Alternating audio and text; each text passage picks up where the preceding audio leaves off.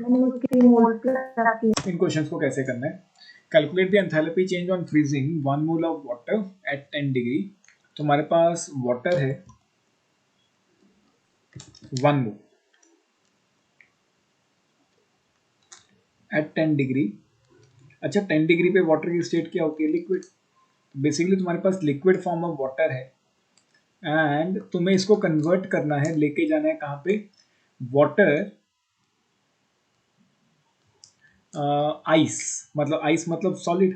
तो 1 mole minus 10 degree पे लेके जाना है सॉलिड फॉर्म में। ये क्लियर? एंड इसको डायरेक्टली लेके जाओगे या कैसे? क्या लगता है, क्या ये डायरेक्टली चला जाएगा? देखो करना क्या होता है बेसिकली, पहले इसको लेके जाओ 0 डिग्री तक। H2O 1 मोल लिक्विड में ही रहेगा, लेकिन पहले इसका टेम्परेचर लेके जाना पड़ेगा 0 डिग्री तक। 0 डिग्री तक लेके जाने में एंथैल्पी चेंज आएगा डेल्टा H1 एज्यूमिंग। फिर मुझे इसको फ्रीज करना होगा, लिक्विड से किस में कन्वर्ट करना होगा? सॉलिड में। 1 मोल सॉलिड, टेम्परेचर सेम रहेगा। बेसिकली पहले मुझे इसका टेम्परेचर 10 डिग्री से 0 डिग्री लेके जाना होगा। 0 डिग्री पे पहले ये लिक्विड होगा, फिर लिक्विड से मुझे कहाँ पे लेके जाना होगा इसे? सॉलिड। टेम्परेचर सेम रहेगा, मतलब फ्रीजिंग करनी होगी इसकी।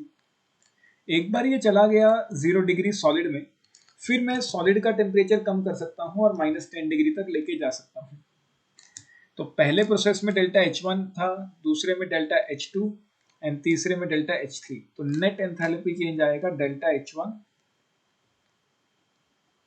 नेट एंथैल्पी चेंज जो मेरा आंसर बन के आएगा वो आएगा delta H1 plus delta H2 plus delta H3।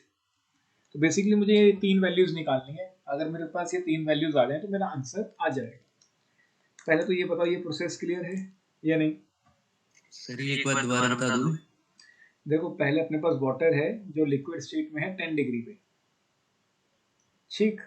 1 मोल 10 डिग्री पे। इनिशियली क्या होता है, स्टेट चेंज करने से पहले उसका टेम्परेचर मेंटेन करना होता है। तो स्टेट चेंज होगी 0 डिग्री पे, तो पहले मुझे इसको 10 डिग्री से 0 डिग्री पे लेके जाना होगा। तो 10 डिग्री से 0 डिग्री जब एक बार चला गया, लिक्विड स्टेट में रहेगा, स्टेट सेम रहेगी। फिर ये सॉलिड लिक्विड से कहाँ चला जाएगा? सॉलिड में, टेम्परेचर सेम करके। बेसिकली पहले टेम्परेचर पे लेके जाओ, जिस टेम्परेचर पे स्टेट चेंज करेगा, फिर उसकी स्टेट चेंज करवाओ। स्टेट चेंज करने के बाद उसका टेम्परेचर चेंज और करना है तो कर दो। 0 डिग्री पे स्टेट चेंज हो गई, फिर मैं इसको -10 तक ले जाऊंगा। क्लियर या नहीं? Yes sir. ठीक, साक्षी क्लियर है ये? मुझे डेल्टा H1 निकालना है एंड मैं चेंज इन टेम्परेचर कर रहा हूँ फॉर 1 मोल ऑफ सब्सटेंस। तो अगर मुझे पता करना है कि कितनी हीट लगेगी तो कौन सी चीज़ को हम यूज़ कर सकते हैं? क्यूब। हीट निकालनी है, एंथैल्पी भूल जाओ। मुझे इतना पता है कि जब मैं टेम्परेचर चेंज करता हूँ 10 डिग्री से 0 डिग्री, टेम्परेचर चेंज करते हुए 1 मोल सब्सटेंस का मैं मोलर हीट कैपेसिटी यूज कर सकता हूँ। मोलर हीट कैपेसिटी यूज कर सकते हैं, amount of heat required to increase the temperature by 1 degree for 1 mole substance. अब यहाँ पे डिक्रीज कर रहे हैं तो हीट Q का फॉर्मूला क्या था? NC डेल्टा T, याद है ये? Molar heat capacity.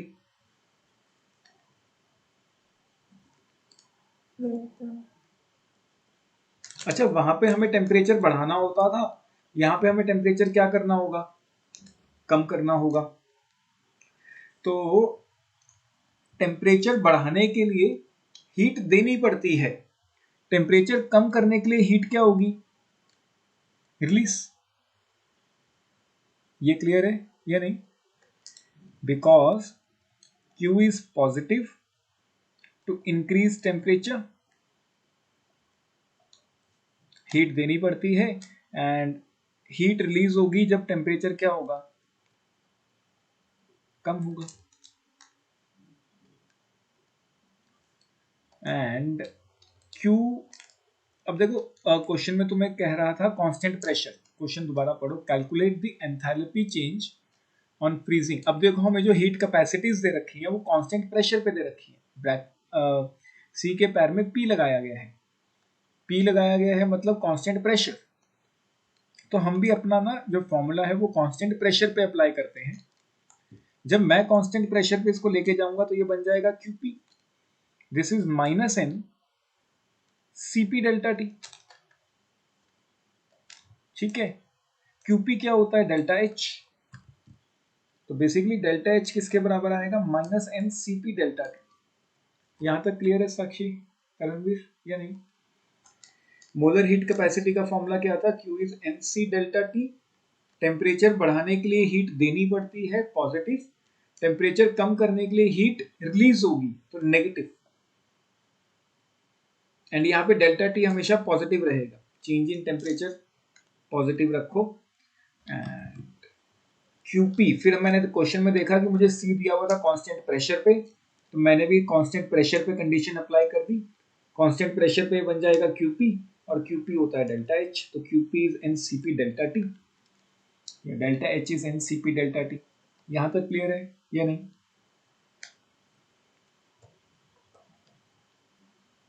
Yes sir. अब देखो डेल्टा H1 कितना आएगा, ध्यान से देखो। डेल्टा H1 कितने मोल सब्सटेंस था, 1 मोल, हीट रिलीज हो रही है तो नेगेटिव। ठीक है, CP लिक्विड का, क्योंकि अभी तो मेरा सब्सटेंस लिक्विड स्टेट में है ना, अभी मेरा सब्सटेंस लिक्विड स्टेट में है, तो मैं CP यूज करूंगा लिक्विड स्टेट वाला। तो लिक्विड स्टेट वाला CP कितना दिया हुआ है, 75.3,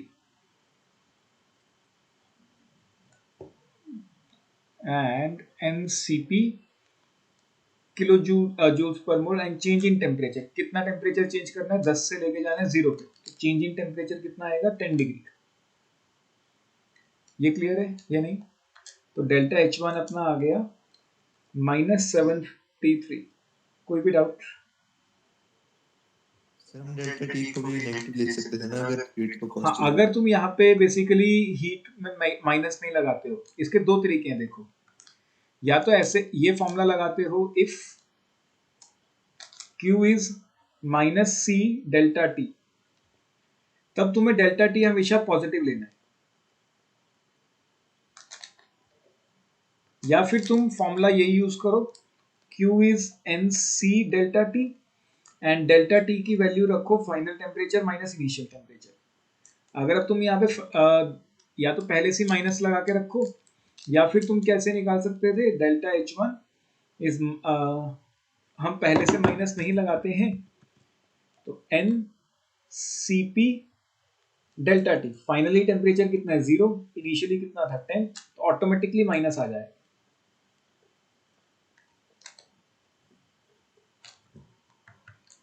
ये चीजें क्लियर साक्षी, तरणवीर, या नहीं?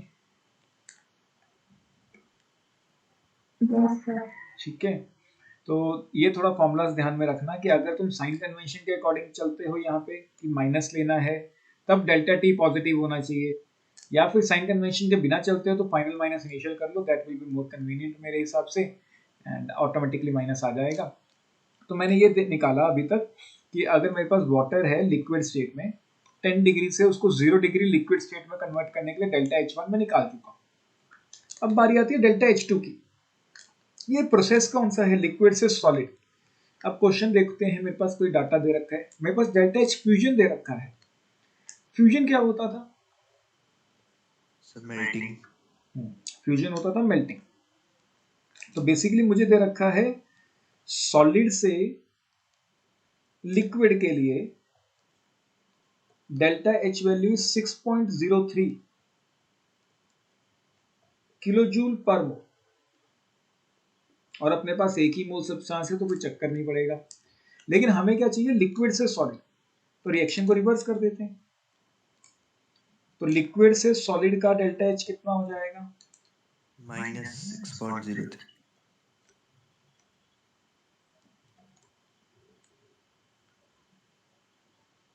किलो जूल पर मोल। ठीक, तो बेसिकली डेल्टा एच टू यही तो था कि लिक्विड से कहाँ जाना है, सॉलिड पे, तो डेल्टा एच टू भी आ गया। लेकिन डेल्टा एच टू के यूनिट्स थोड़े से ध्यान से रखना, वो किलो जूल में, तो मैं पहले ही उसको जूल में कन्वर्ट कर लेता हूँ क्योंकि सारे यूनिट सेम होने चाहिए। डेल्टा एच वन मेरा जूल्स में था तो मैंने इसको भी जूल में रख दिया। अब बारी आती है delta H three. Delta H three में फिर से मैं टेम्परेचर का चेंज कर रहा हूँ, फिर से मैं टेम्परेचर का चेंज कर रहा हूँ, तो फिर से मैं इस फॉर्मूला को अप्लाई करूंगा, एनसीपी डेल्टा टी। ठीक है, तो डेल्टा एच थ्री मोल्स तो 1 ही थे, अब सीपी में यूज करूंगा सॉलिड वाला क्योंकि अब मेरा सब्सटेंस सॉलिड में कन्वर्ट हो चुका है। तो सॉलिड वाला सीपी कितना है, 36.8। चेंज इन टेम्परेचर फाइनली मुझे लेके जाना है -10 पे, इनिशियली इट वाज 0, तो -368 जूल पर मोल। तो मेरा फाइनल आंसर क्या आएगा, इन तीनों का सम। तो मेरा फाइनल आंसर बनेगा, थ्री कैसे निकाली हमने? हाँ सेम वैसे जैसे डेल्टा एच वन निकाला है, अच्छा हमें वैल्यू दी हुई है ना सीपी की। सीपी की वैल्यू दी हुई है। Delta H overall this will be delta h1 minus 753 plus delta h2 minus 6030 and minus 368।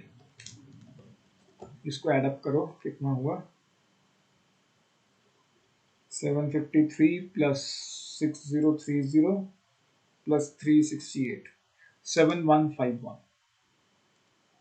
Minus joules per मोल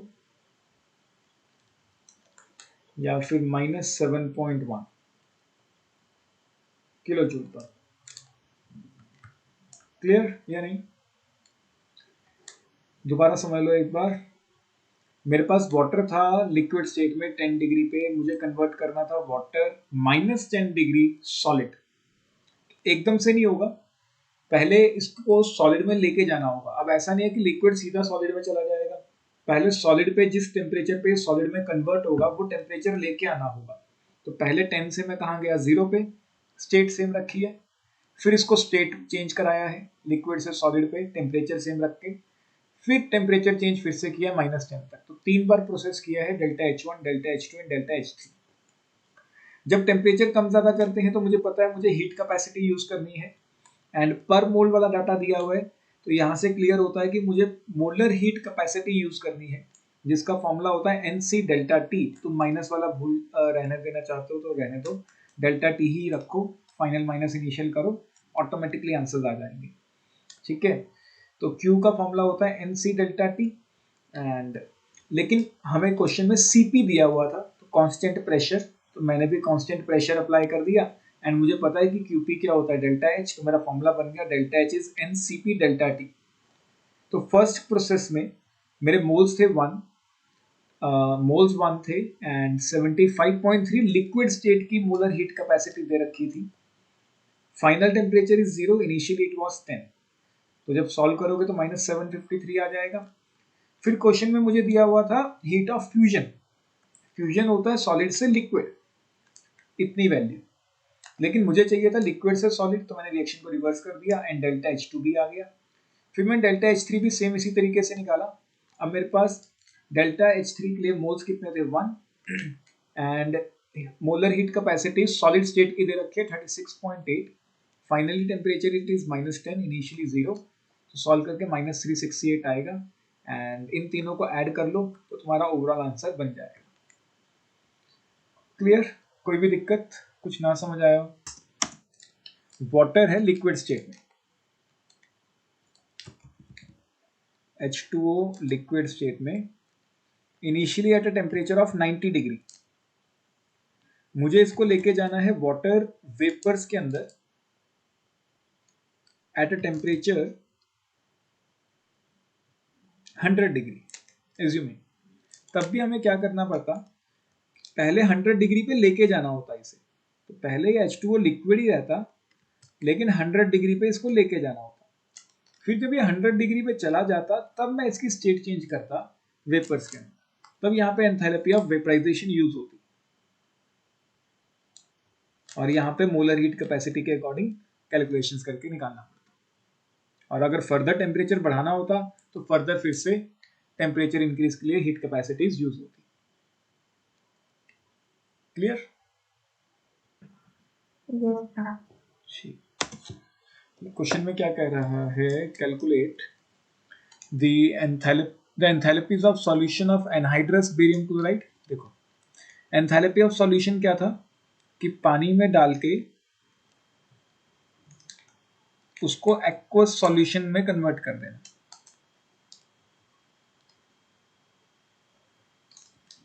तो ये एंथैल्पी ऑफ सॉल्यूशन था। इसका डेल्टा H1 दिया है -20.6 एंड BaCl2.2H2। तो BaCl2.2H2O लिया, पानी में डाला और एक्वस फॉर्म में कन्वर्ट कर दिया। पानी में डाला और एक्वस फॉर्म में कन्वर्ट कर दिया। अब इसको BaCl2 एक्वस लिखोगे बस, क्योंकि ये भी पानी है, पानी में ही डाल रहे हो तो पानी पानी तो सॉल्वेंट ही सॉल्वेंट है। BaCl2 aqueous. ये क्लियर है पॉइंट? ये तो वाटर ऑफ क्रिस्टलाइजेशन है, पानी में डाल के ये एक्वस फॉर्म में कन्वर्ट हो जाएगा। एंड इसका डेल्टा H2 वैल्यू कितना रहेगा? 8.8 किलो जूल्स पर मोल में ये वैल्यूज तुम्हें दे रखी हैं। एंड मेरा चार्जर क्यों नहीं कनेक्ट हुआ? 2 मिनट रुको भी पहले। तो देखो डेल्टा H1 और डेल्टा H2 वैल्यूज तुम्हें दे रखी थी। एंड तुम्हें क्या निकालना था? Calculate the enthalpy of hydration. Hydration में हम क्या करते थे? एनहाइड्रस सब्सटेंस लेते थे, पानी में डालते थे और हाइड्रेटेड फॉर्म में कन्वर्ट कर देते थे। अब मुझे कैसे पता चलेगा कि हाइड्रेटेड फॉर्म में 2 ही वाटर ऑफ मॉलिक्यूल्स आएंगे? क्योंकि डाटा ही उसके अकॉर्डिंग दे रखा है। तो बेसिकली मुझे बेरियम क्लोराइड कहाँ से मिलेगा? रिएक्शन नंबर 1 से, और .2H2O मिलेगा मुझे रिएक्शन नंबर 2 से। बस मुझे रिएक्शन नंबर 2 को रिवर्स करना होगा, या ये कहें 1 में से क्या करना होगा? 2 को माइनस करना होगा। तो जो अपनी रिएक्शन है, क्लियर? ये तो मैंने बस एक इक्वेशन गलत बनाया। एक्वस वाली ये इक्वेशंस कभी बैलेंस आउट नहीं होंगी, तो बना के ऐसा थोड़ा ध्यान रखना कि ये कभी भी बैलेंस आउट नहीं रहेंगी। अगला डाउट। तो पहले इसको सही करते हैं, इसको डिलीट करते हैं यहाँ से।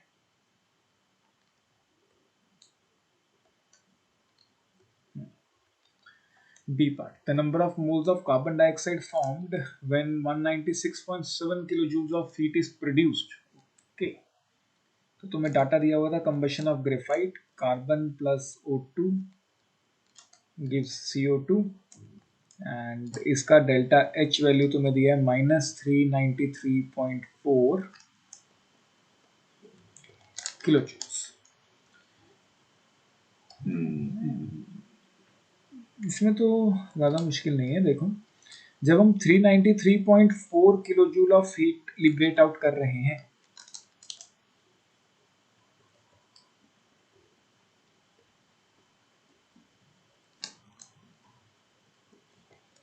तब जो अपना डेल्टा तब 1 मोल कार्बन डाइऑक्साइड मिल रहा है। तब कितना कार्बन डाइऑक्साइड मिल रहा है? 1 मोल।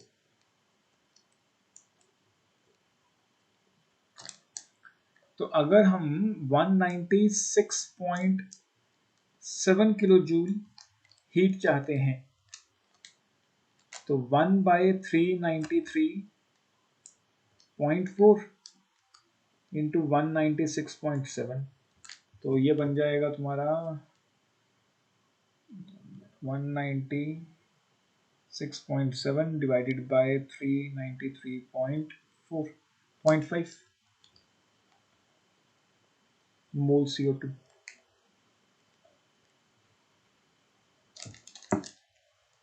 कितना आंसर दिया है? 0.5। क्लियर साक्षी? Yes sir. इसका सी पार्ट हो गया था। Yes sir. ठीक, अगला डाउट हो गया। हो गए। ठीक, चलो आज मैं तुम्हें बॉन्ड एंथैल्पी वाले क्वेश्चंस कराता हूँ। फिर last type of enthalpy heading डालो बॉन्ड एंथैल्पी।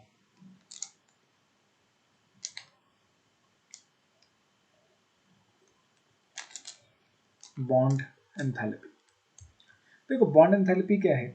बेसिकली अपने पास कोई एक मोल कंपाउंड है गैसियस स्टेट में, या कोई एक बॉन्ड को हमें तोड़ना है। बस ये ध्यान रखना कि वो जो बॉन्ड हमें तोड़ना है, जिस भी मॉलिक्यूल में बॉन्ड्स तोड़ने हैं वो गैसियस स्टेट में होना चाहिए। जिस भी मॉलिक्यूल में हमें बॉन्ड्स तोड़ने हैं वो किस में होना चाहिए? Gaseous state. एंड जो बॉन्ड टूट जाएगा तो जो एटम्स मिलेंगे वो भी किस में होंगे? Gaseous state. तो डेफिनेशन क्या कहती है? It is the amount of energy required, या it is the enthalpy change, it is the enthalpy change when 1 mole of bonds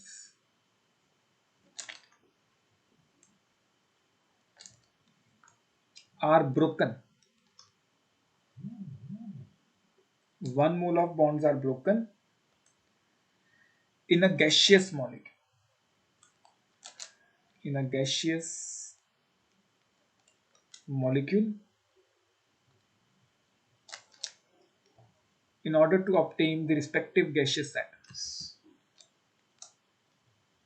In order to obtain respective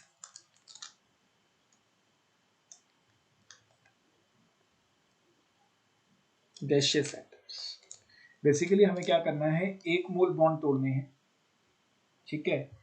बस ये ध्यान रखना है यहाँ पे कि जिस भी मॉलिक्यूल में तुम बॉन्ड तोड़ रहे हो वो गैसियस होना चाहिए, एंड एटम्स भी जो मिलेंगे वो गैसियस मिलेंगे। इस प्रोसेस में जो एंथैल्पी चेंज आ रहा है उसको हम बोलेंगे bond enthalpy of AB। Clear? कोई डाउट? सर एक मोल बॉन्ड क्या होता है? एक मोल बॉन्ड बेसिकली एक ही बॉन्ड तोड़ना है। वो एक मोल सब्सटेंस है, एक मोल सब्सटेंस के अंदर एक ही बॉन्ड है, तो एक मोल बॉन्ड। एक एटम में एक बॉन्ड होगा, एक मोल एटम्स में एक मोल बॉन्ड होंगे। नहीं समझ आया? ऐसा नहीं हो सकता कोई ऐसा मॉलिक्यूल जिसमें डबल या ट्रिपल बॉन्ड हो? हाँ हाँ, वो भी होगा, वो भी तोड़ सकते हो। बाय डेफिनेशन ये ऐसे ही रखना है एक तरह से। एंड न्यूमेरिकल्स अभी कराता हूँ तो उसमें और थोड़ी सी क्लैरिटी है। ठीक, यस सर, एक मिनट नोट कर। पहले डेफिनेशन लिखो।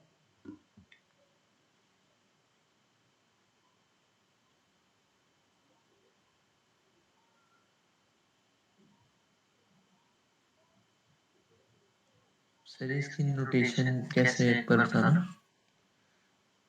डेल्टा एच एंथैल्पी चेंज के लिए, bond enthalpy B E, bond enthalpy किसकी? बॉन्ड एंथैल्पी एबी की। ठीक है सर।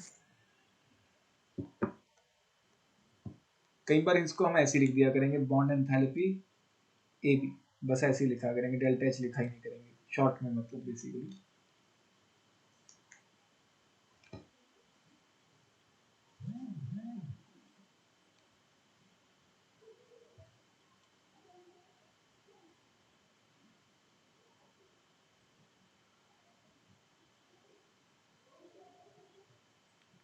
Clear note?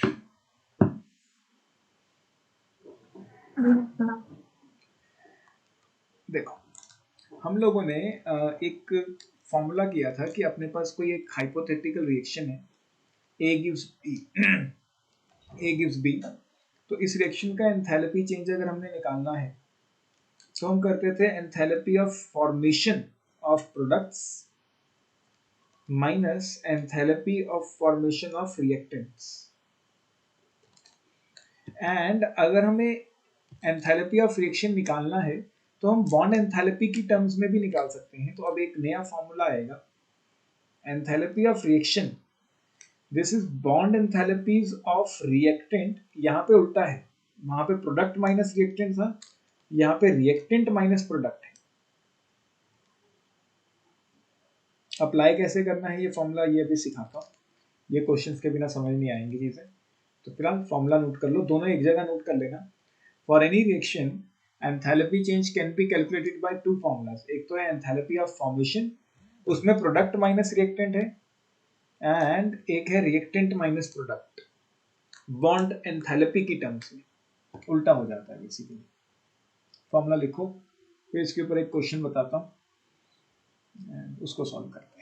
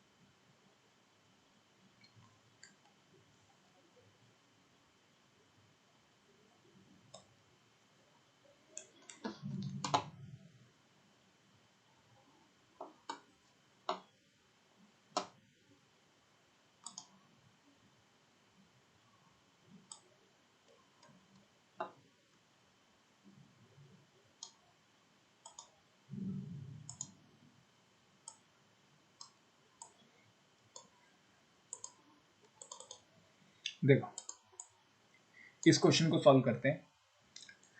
ये पेज नंबर आएगा तुम्हारा, पेज नंबर ये तो असाइनमेंट में कुछ और था ना, जस्ट पेज नंबर 66 पे है।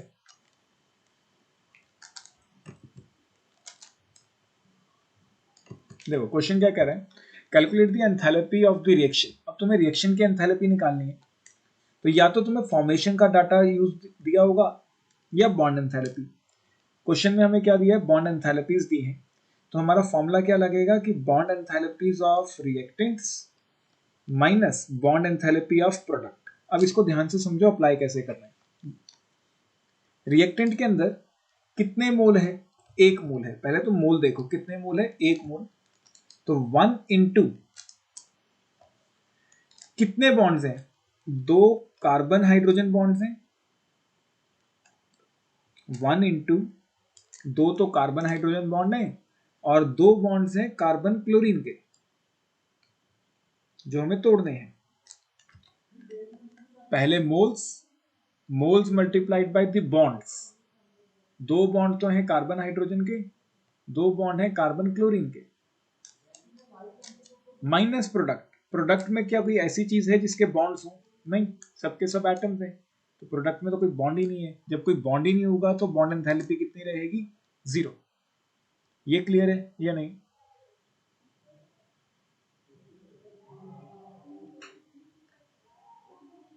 क्लियर है ये? कोई भी दिक्कत? ठीक, अब तो बस वैल्यूज ही पुट करनी है। So this will be 1 into 2 into bond enthalpy of carbon hydrogen की बॉन्ड एंथैल्पी तुम्हें दी हुई थी 415, 2 into bond enthalpy of carbon chlorine 326। इसको सॉल्व कर लेते हैं।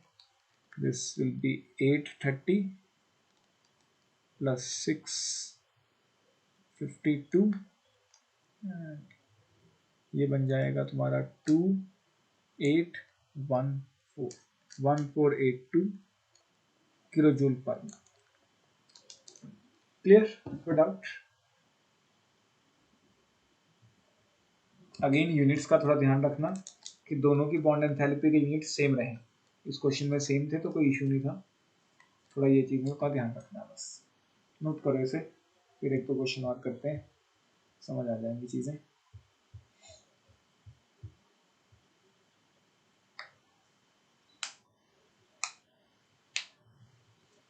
मैं कराता हूँ एक बार, थोड़ा ध्यान से समझो, फिर अगले क्वेश्चन से ट्राई करना। Calculate the bond enthalpy of HCl। मुझसे क्या पूछ रहा है, बॉन्ड एंथैल्पी पूछ रहा है HCl की। मुझे हाइड्रोजन हाइड्रोजन बॉन्ड एंथैल्पी दे रखी है 433, क्लोरीन क्लोरीन दे रखी है 242 और एंथैल्पी ऑफ फॉर्मेशन दिया है, enthalpy of formation of HCl is -91, unit सबके सेम है किलो जूल्स पर मोल। तो एक काम करते हैं, रिएक्शन लिख लेते हैं पहले, जिसको बनाना है उसको कितने मोल रखेंगे, 1 मोल। बनाएंगे कैसे, H2 और Cl2 यूज करके, H2 gas Cl2 gas, H2 के भी हाफ मोल और Cl2 के भी हाफ मोल। ठीक है, अब हाइड्रोजन हाइड्रोजन में हमें बॉन्डिंग देखनी है, बेसिकली इसको ऐसे लिख लेते हैं ताकि बॉन्ड्स भी क्लियर रहे, क्योंकि हमें बॉन्ड एंथैल्पी यूज करना है। तो मैंने थोड़ा सा बॉन्डिंग वाला शो कर दिया। तो इस रिएक्शन का एंथैल्पी हमें दिया हुआ है, डेल्टा H रिएक्शन इज, अब ध्यान से समझो, हाफ पहले मोल्स, फिर bond enthalpy of hydrogen hydrogen.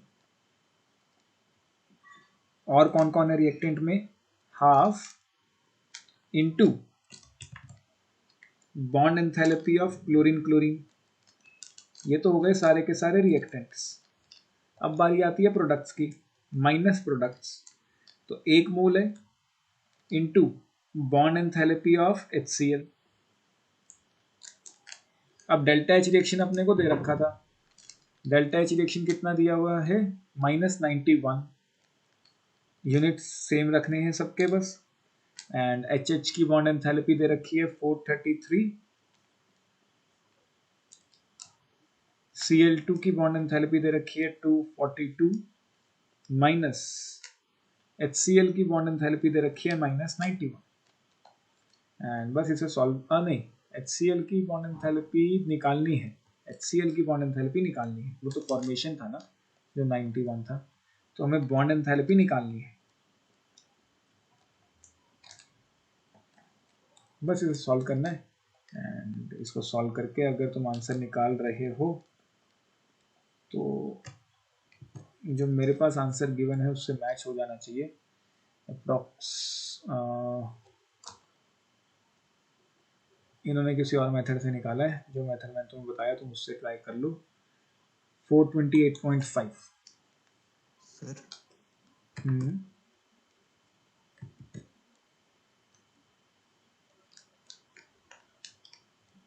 बोलो बोलो तरणवीर। सर वैसे देखा जाए अगर मतलब एंथैल्पी फॉर्मेशन ऑफ HCl के लिए -91 है, तो बॉन्ड एंथैल्पी मतलब हम तोड़ रहे हैं ना उसको, तो वो +91 नहीं हो जाना चाहिए? नहीं नहीं नहीं नहीं, वो तो रिएक्शन की एंथैल्पी है, बॉन्ड एंथैल्पी प्लस में है। देखो जितनी भी बॉन्ड एंथैल्पी है वो सारी की सारी प्लस में है, प्लस प्लस, इवन जो हमारी वैल्यू आ रही है वो भी प्लस में है। ओवरऑल एनर्जी रिलीज हो रही है या अब्जॉर्ब हो रही है ये तो नहीं हमें पता ना, ये तो क्वेश्चन भी पता होगा। जब बॉन्ड टूटेंगे तब एनर्जी लगेगी, जब बॉन्ड बनेंगे तब एनर्जी रिलीज होगी। हो सकता है जब बॉन्ड बन रहे हो वो स्ट्रांग हो, वैसे भी रिएक्शन तभी स्टेबल है अगर बॉन्ड बनेंगे तो स्टेबल होने चाहिए। डेल्टा H रिएक्शन तुम नहीं प्रिडिक्ट कर सकते कि पॉजिटिव या नेगेटिव, कभी भी। वो क्वेश्चन में जो दिया है तुम्हें वही रखना है। ठीक है सर। एक बार आंसर मैच कर लेना कि मैच हो रहा है या नहीं, या मैं ही कर देता हूँ, तुम लोग इसे नोट करो इतनी देर। हो रहा है, ठीक, कैलकुलेशन सही है एकदम, चल रहा है आंसर। साक्षी क्लियर है बच्चे, आंसर क्वेश्चन क्लियर है?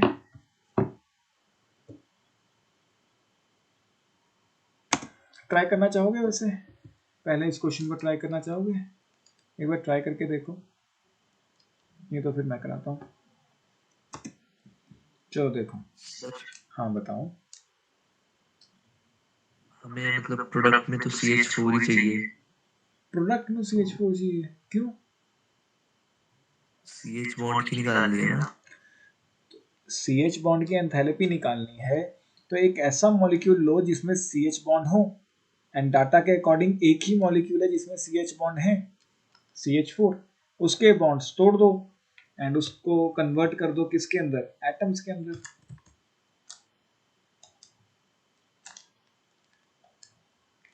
4 हाइड्रोजन एटम मिलेंगे, 1 कार्बन एटम मिलेगा अगर हम 1 मोल ये लेते हैं।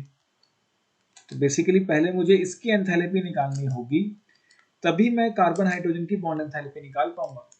दोबारा समझो, जब भी तुम्हें ऐसी 3-4 रिएक्शन दे दी जाए, अब देखो यहाँ पे क्या है, यहाँ पे ये गैस नहीं है, ये इसमें इवन कोई बॉन्ड भी नहीं है वैसे तो, लेकिन एज सच जब भी बॉन्ड एंथैल्पी वाला कंसेप्ट लगाओ, ये याद रखना कि तुम्हारे रिएक्टेंट और तुम्हारे प्रोडक्ट्स सब गैसियस स्टेट में होने चाहिए। अभी तक हमने जितने भी क्वेश्चंस किए उसमें ऑटोमेटिकली गैसियस स्टेट में थे, तो अपने को कोई जरूरत नहीं पड़ी H2 gas, Cl2 gas, HCl gas.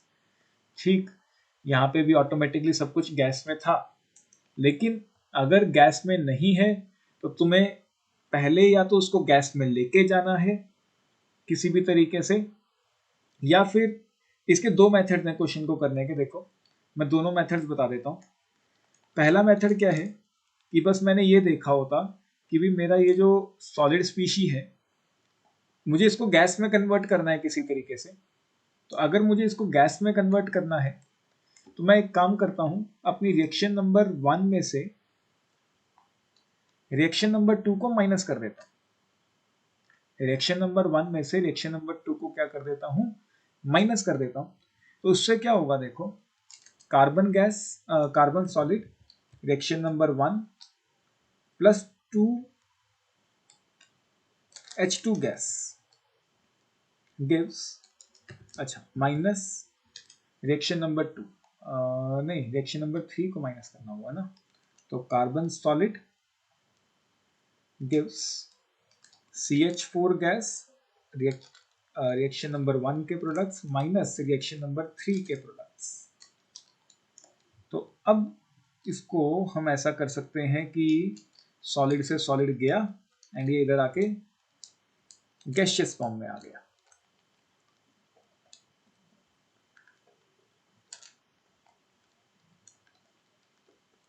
अब जो मेरे पास रिएक्शन है उसका सब कुछ गैसियस स्टेट में दे रखा है, तो अब मैं बॉन्ड एंथैल्पी वाला कंसेप्ट अप्लाई कर सकता हूँ। एंड इस रिएक्शन को बनाने के लिए मैंने क्या किया है, रिएक्शन नंबर 1 उठाई है, उसमें से रिएक्शन नंबर 3 माइनस कर दी है, तो ये तुम्हारा बन रहा है 797 किलोजूल पर मोल, किलोजूल्स। यहां तक कोई डाउट? पहले ये चीज क्लियर है कि बॉन्ड एंथैल्पी लगाते हुए तुम्हारे पास हर एक रिएक्टेंट, हर एक प्रोडक्ट किस में होना चाहिए, गैसियस स्टेट में। अगर नहीं है तो तुम्हें उसको गैसियस स्टेट में कन्वर्ट करना होगा। ये क्वेश्चन में इक्वेशन ये मेन लग रही है देखने में, जहां से हमें कार्बन हाइड्रोजन की बॉन्ड एंथैल्पी मिल सकती है, क्योंकि कार्बन हाइड्रोजन बॉन्ड इसी में है, ना तो इसमें कार्बन हाइड्रोजन बॉन्ड है ना इसमें कार्बन हाइड्रोजन बॉन्ड है। कार्बन हाइड्रोजन बॉन्ड सिर्फ इसमें है, तो मुझे इसी रिएक्शन को यूज करना होगा, ठीक है। लेकिन दिक्कत क्या है कि यहाँ पे ये सॉलिड स्टेट में है, मुझे हर एक रिएक्टेंट, हर एक प्रोडक्ट किस में चाहिए, गैसियस स्टेट में। तो मैंने क्या किया, इसको गैसियस में कन्वर्ट करने के लिए रिएक्शन नंबर 3 का सहारा लिया, 1 में से 3 को माइनस कर दिया एंड ये गैसियस स्टेट में कन्वर्ट हो गया। यहाँ तक क्लियर? कोई भी दिक्कत? क्लियर या नहीं? Yes, sir. अब यहाँ पे मैं डेल्टा H की बात कर सकता हूँ। Delta H of this reaction, this is bond enthalpy of reactants minus bond enthalpy of products. Reactant के अंदर यहाँ तो कोई बॉन्ड ही नहीं है इनिशियली, तो ये तो 0 बनेगा एंड यहाँ पे बॉन्ड देखने को मिलेगा, तो ट्वाइस ऑफ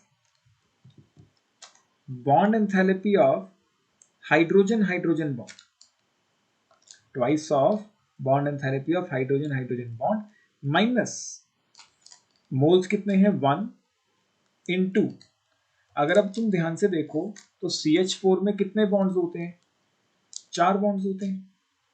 CH4 में कितने बॉन्ड्स होते हैं, 4 बॉन्ड्स होते हैं। तो 4 times bond enthalpy of carbon hydrogen and reaction की बॉन्ड एंथैल्पी अपने पास आई गई थी -797। अगर मेरे पास हाइड्रोजन हाइड्रोजन बॉन्ड एंथैल्पी दे दी होती तो मेरी बात बन जाती, आंसर आ जाता। क्या हाइड्रोजन हाइड्रोजन बॉन्ड एंथैल्पी दे रखी है? Yes, sir. कहाँ Second दे? वाली। हाँ, ये हाइड्रोजन हाइड्रोजन बॉन्ड एंथैल्पी तो है। देखो हमने हाइड्रोजन हाइड्रोजन का बॉन्ड तोड़ के उसको एटम्स में कन्वर्ट किया, एंड रिएक्टेंट भी गैस है, प्रोडक्ट भी गैस है, तो बेसिकली ये क्या है, bond enthalpy of hydrogen hydrogen. ये point clear Sakshi? Yes sir. तो बॉन्ड एंथैल्पी अपने को दे रखी है 433 किलो जूल्स। तो बस अब तो आंसर आ गया, 433 किलो जूल्स।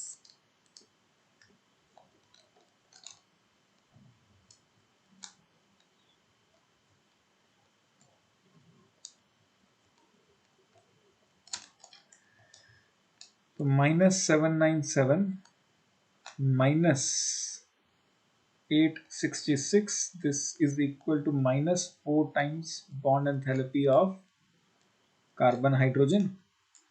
तो on solving bond enthalpy of carbon hydrogen आ जाएगा, ये सॉल्व करो इसे जरा, 797 प्लस 866,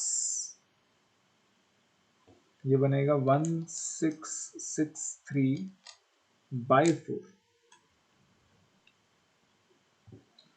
415.75 किलो जूल्स। देख लेते हैं एक बार, आंसर चेक कर लेते हैं, 415.75। ठीक। देखो एक ना इन क्वेश्चंस को सॉल्व करने के बहुत सारे तरीके हैं, तुम्हें हर एक बुक में डिफरेंट डिफरेंट तरीका मिलेगा। तो थोड़ा एक तरीका ये है, अब इसी को सॉल्व करने का एक और तरीका था, वो भी बता देता हूँ। इसको सॉल्व करने का एक और तरीका होता है इस टाइप के क्वेश्चन को। ये वाला समझ आया मेथड? पहले कोई दिक्कत है इसमें? बेसिकली मैंने इस मेथड में क्या देखा कि भाई कार्बन हाइड्रोजन बॉन्ड की एंथैल्पी निकालनी है तो वो CH4 से ही मिल सकती है, ठीक है। लेकिन यहाँ पे दिक्कत ये थी कि ये सॉलिड में था, तो पहले मैंने इसको गैस में कन्वर्ट कर दिया यूजिंग थर्ड इक्वेशन, क्योंकि सॉलिड सॉलिड कट जाएंगे और गैस आ जाएगा। तो मैंने थर्ड को माइनस कर दिया ताकि ये गैस में कन्वर्ट हो जाए। गैस में कन्वर्ट करके मैंने इसमें बॉन्ड एंथैल्पी वाला फॉर्मूला लगा दिया एंड सॉल्व करके आंसर निकाल दिया। एक और तरीका है इसी क्वेश्चन को सॉल्व करने का, पहले ये वाला नोट कर लो एंड फिर मैं दूसरा तरीका बताता हूँ। करो इसे नोट पहले। अगला मेथड क्या था इस क्वेश्चन को सॉल्व करने का, बेसिकली तुम्हें कार्बन हाइड्रोजन की बॉन्ड एंथैल्पी पूछी थी, तो पूरे डाटा में एक ऐसा मॉलिक्यूल निकालो जो गैसियस स्टेट में हो और उसके अंदर कार्बन हाइड्रोजन बॉन्ड हो। पूरे डाटा में एक ऐसा मॉलिक्यूल ढूंढो जो गैसियस स्टेट में हो और उसके अंदर कार्बन हाइड्रोजन बॉन्ड हो, एंड वो मॉलिक्यूल क्या है, CH4। तो मैंने एक ऐसा मॉलिक्यूल ढूंढा पूरी रिएक्शन के अंदर, पूरे डाटा इसके अंदर, कि जिसके अंदर कार्बन हाइड्रोजन बॉन्ड हो, ऊपर से वो गैसियस स्टेट में हो। तो उसके सारे बॉन्ड्स तोड़ दो एंड उसको एटम्स में कन्वर्ट कर दो। उसके सारे बॉन्ड्स तोड़ दो एंड उसको एटम्स में कन्वर्ट कर दो। इस रिएक्शन का एंथैल्पी चेंज निकालो। इस रिएक्शन का क्या निकाल लो, एंथैल्पी चेंज। अब देखो मुझे CH4 चाहिए ऑन द रिएक्टेंट साइड, मेरे पास प्रोडक्ट साइड है रिएक्शन नंबर 1 में, तो रिएक्शन नंबर 1 को करना पड़ेगा माइनस। एक कार्बन चाहिए गैसियस स्टेट में एंड वो हमें इक्वेशन नंबर 3 से मिल जाएगा। एक अपने 4 हाइड्रोजन चाहिए अपने को, तो डबल ऑफ रिएक्शन नंबर 2। तो अगर मैं ये मैथमेटिकल ऑपरेशंस अप्लाई करता हूं तो रिएक्शन नंबर 1 को माइनस करना है, मतलब minus of carbon solid minus of 2H2 gas, फिर रिएक्शन नंबर 3 को ऐड करना है, मतलब कार्बन सॉलिड, फिर क्या करना है, रिएक्शन नंबर 2 को ऐड करना है 2 टाइम्स, गिव्स अब प्रोडक्ट की बारी। तो माइनस ऑफ फर्स्ट के प्रोडक्ट प्लस थर्ड के प्रोडक्ट एंड प्लस 4H। अब जो चीजें कॉमन है वो सब काट दो, हेसेस लॉ की तरह। एक तरह से हेसेस लॉ से मैं एंथैल्पी निकाल रहा हूँ, मैंने एक रिएक्शन बनाई है एंड उसकी एंथैल्पी निकालने की कोशिश चल रही है। ये सब कट जाएगा, CH4 इधर आके गैस में बन जाएगा, गिव्स, यही तो रिएक्शन चाहिए थी। एक्सक्यूज मी सर, बोलो साक्षी। सर इसमें मेथड ऑलमोस्ट सेम है, बस इक्वेशन तो दूसरी बनाई है। हमने इक्वेशन दूसरी बनाई है। हाँ मेथड तो ऑलमोस्ट सेम ही होगा। हाँ मेथड ऑलमोस्ट सेम है, बस उसमें क्या है कि हमने पहले से एक इक्वेशन दे रखी थी, बस उसमें सिर्फ कार्बन वाले डाटा को चेंज किया। एंड इस पहले वाला मेथड कई बार थोड़ा सा कॉम्प्लेक्स हो जाता है, ये रिएक्शन को रीड करना कि ये बॉन्ड एंथैल्पी दे रखी है, वो सब चीज़ें। ये थोड़ा सा सिंपल पड़ता है कि भाई CH एक ऐसा मॉलिक्यूल ढूंढ लो जिसमें सिर्फ कार्बन हाइड्रोजन बॉन्ड मिल जाए, ठीक है, एंड वो गैसियस स्टेट में हो, एंड उसके सारे बॉन्ड्स तोड़ दो, एक रिएक्शन बन जाएगी, उस रिएक्शन का एंथैल्पी निकाल लो फ्रॉम द गिवन डाटा। अभी आंसर नहीं आएगा इससे, इसमें एक और स्टेप आएगा। तो बेसिकली इस रिएक्शन का डेल्टा H वैल्यू कितना आएगा। हमने इस रिएक्शन में क्या क्या किया है, रिवर्स ऑफ 1, तो -1 मतलब +94 हो जाएगा, +3 मतलब 703,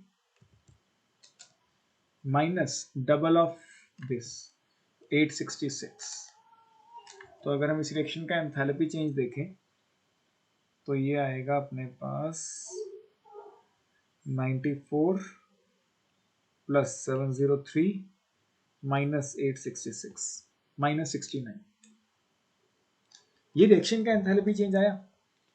अब देखो इस रिएक्शन में हम बॉन्ड एंथैल्पी वाला फॉर्मूला लगा सकते हैं। अगर मैं 2 मिनट को इस रिएक्शन को कॉपी कर लेता हूँ,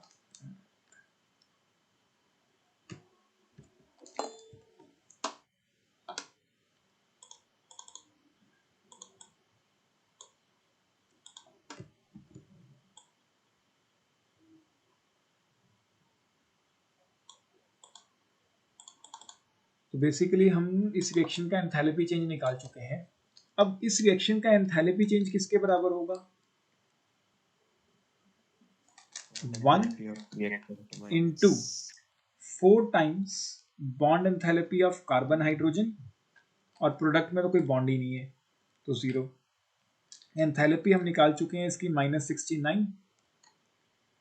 दिस इज, यहां से आंसर गलत आ रहा है, कैसे पॉसिबल है, कुछ गड़बड़ हुई है बीच में, चेक करो।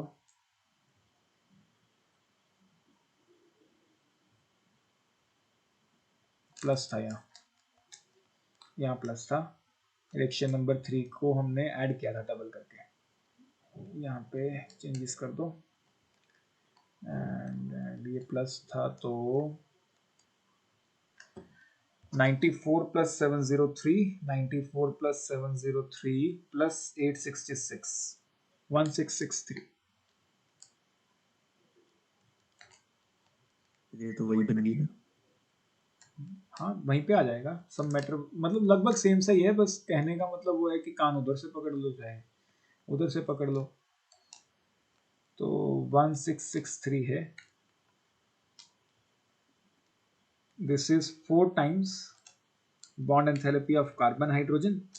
तो bond enthalpy of carbon hydrogen कितना आ जाएगा, 1 कितना आ रहा था, 1663 डिवाइडेड बाय 4, 415.75। तो जैसे मर्जी कर लो, जो दिमाग में आए उस टाइम पे। बेसिकली इस वाले में पहले बस सॉलिड से गैस में हमने देखा कि सॉलिड में है तो इसको गैस में कन्वर्ट कर दिया रिएक्शन नंबर 3 यूज करके, या फिर इस वाले मेथड में अगर मैं बात करूं तो मैंने एक मॉलिक्यूल उठाया है CH4, उसको तोड़ दिया है, उस रिएक्शन की एंथैल्पी निकाली है, एंड उसके बाद बॉन्ड एंथैल्पी का फॉर्मूला लगा के आंसर निकाल दिया। ज़्यादातर तुम CBSE के केसेस में तुम इस मेथड को अप्लाई करते हुए देखोगे, मतलब मेरे दिमाग में जो मेथड आएगा मैं वो अप्लाई कर देता हूँ। दोनों ही अच्छे हैं, ऐसा सच कोई दिक्कत नहीं, दोनों सेम ही है, हल्का हल्का सही फर्क है। इसको नोट करना चाहो तो कर लो।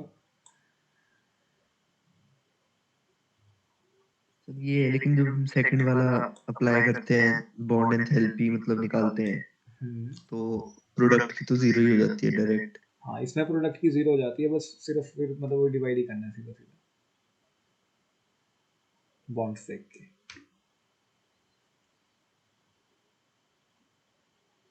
साक्षी क्लियर है, कोई दिक्कत। Check for clear. ठीक, करो।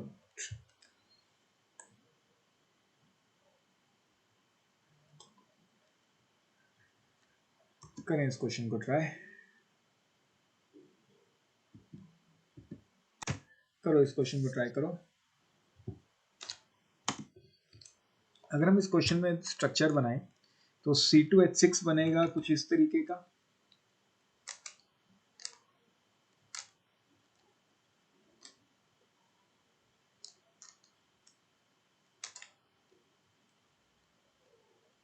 एंड ये कन्वर्ट हो रहा है C2H4, C2H4 बनेगा ये चीज,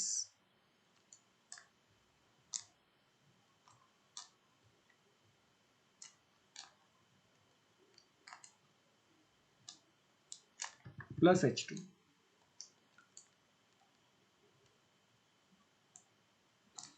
ठीक, तो हमें इस रिएक्शन की एंथैल्पी बतानी है, तो दिस विल बी 1 इंटू 1 ही मोल है तो 1 लगाने की जरूरत नहीं है। 6 कार्बन हाइड्रोजन बॉन्ड है, 6 टाइम्स कार्बन हाइड्रोजन, एक कार्बन कार्बन बॉन्ड है, ये क्लियर साक्षी?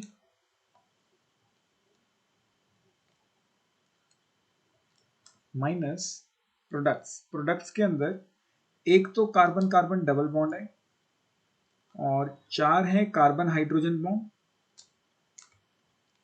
एंड एक है हाइड्रोजन हाइड्रोजन बॉन्ड, ये वाला हाइड्रोजन हाइड्रोजन बॉन्ड। बस इसकी वैल्यूज ही तो पुट करनी थी, 6 इंटू कार्बन हाइड्रोजन, हाँ क्या हुआ? कैलकुलेशन मिस्टेक थी, फिर तो ठीक है। सर 1 मिनट को दिखाना, क्या हुआ क्वेश्चन?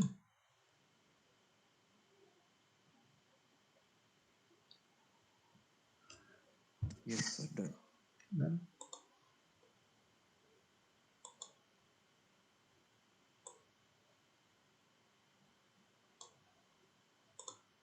सर इस पे थोड़ा टाइम सा लगता है, मतलब प्रैक्टिस और कुछ नहीं करेंगे। कैलकुलेशंस हैं, कुछ नहीं है, क्वेश्चंस बहुत इजी आते हैं। थर्मो में ज़्यादा तुम ध्यान से देखो तो कंसेप्ट बहुत इजी है, बस यूनिट्स का थोड़ा सा ध्यान है थर्मो में। एज सच मेरे हिसाब से थर्मो इजी है, मुश्किल चैप्टर में इसको काउंट नहीं किया जा सकता, लेकिन फिर भी बच्चों को मुश्किल लगता है, थोड़ा सा प्लस माइनस में गलती होती है एंड आंसर पूरा गलत हो जाता है वहाँ। चक्कर ही है इस चैप्टर में।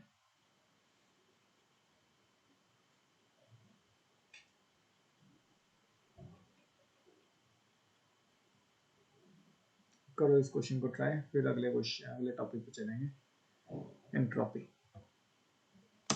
इस क्वेश्चन को सॉल्व करने का बेस्ट वे आउट यही है कि तुम SF6 लो, जैसे मैंने एक क्वेश्चन कराया था, SF6 लिया मैंने एंड इसको तोड़ दो, क्योंकि enthalpy of formation of sulphur दिया हुआ है, gaseous state and fluorine gaseous state. तो अच्छा यही है कि हम इसको तोड़ दें गैसियस स्टेट्स के अंदर। हमने SF6 लिया गैसियस स्टेट में एंड इसको ब्रेक डाउन किया है to the respective gaseous atoms. तो मेरा मेन मोटिव रहने वाला है कि मैं किसी तरीके से इसकी डेल्टा H वैल्यू निकाल लूँ। अगर इसकी डेल्टा H वैल्यू आ गई तो अपना सब काम बन जाएगा। अब डाटा क्या दिया हुआ है, the value of standard enthalpy of formation of SF6। Again मैं यहाँ पे सल्फर लेके चल रहा हूँ सॉलिड, मैं एसेट नहीं ले रहा हूँ, ताकि कैलकुलेशन मेरी थोड़ी सी इजी रहे एंड काम बढ़िया रहे, इजीली निकल जाएंगी चीज़ें। 3F2 डेल्टा एच तो दिया ही है ना? हाँ डेल्टा H दिया इस रिएक्शन का, इसका दिया है ना delta H, enthalpy of formation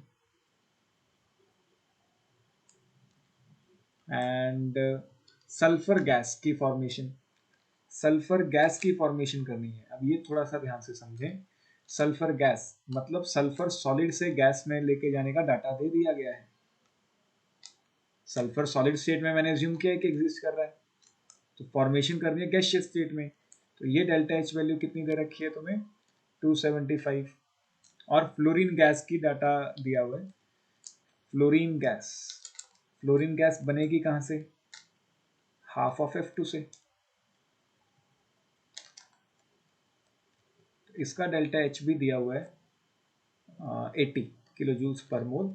अब जो मुझे रिएक्शन बनानी है उसमें मुझे SF6 चाहिए ऑन दी रिएक्टेंट साइड, तो minus of reaction number 1, assuming this to be the reaction number 1, 2 and 3 respectively। तो सल्फर गैस रिएक्शन नंबर 2 से आ जाएगा। 6F चाहिए, 6F अपने को 6 टाइम्स ऑफ 3 से आ जाएगा, तो इसका डेल्टा एच वैल्यू निकलेगा 1100 प्लस 275। रिएक्शन बन जाएगी, ट्राई कर लेना, एसएस लॉ से जब बनाओगे आराम से बनेगी। एंड 6 इंटू 80, तो 6 8 48, तो यहाँ से डेल्टा एच वैल्यू निकल के आएगा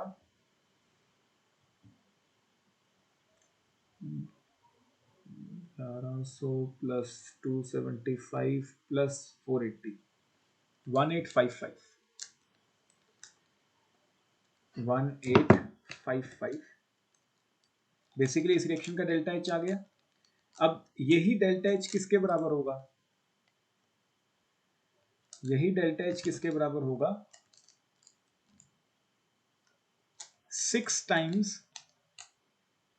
bond enthalpy of sulphur fluorine bond. ये क्लियर है तरणवीर? साक्षी, साक्षी का तो आंसर आई क्या था? तो 1855 this is 6 times bond enthalpy of sulphur fluorine bond, क्योंकि प्रोडक्ट में तो कुछ है ही नहीं ना बॉन्डिंग, तो bond enthalpy of sulphur fluorine bond यहां से आ जाएगी 309.1।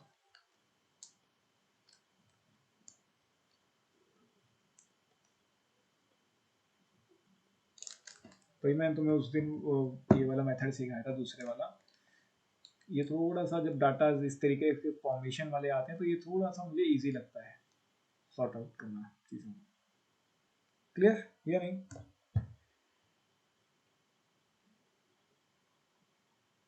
तरणवीर ठीक।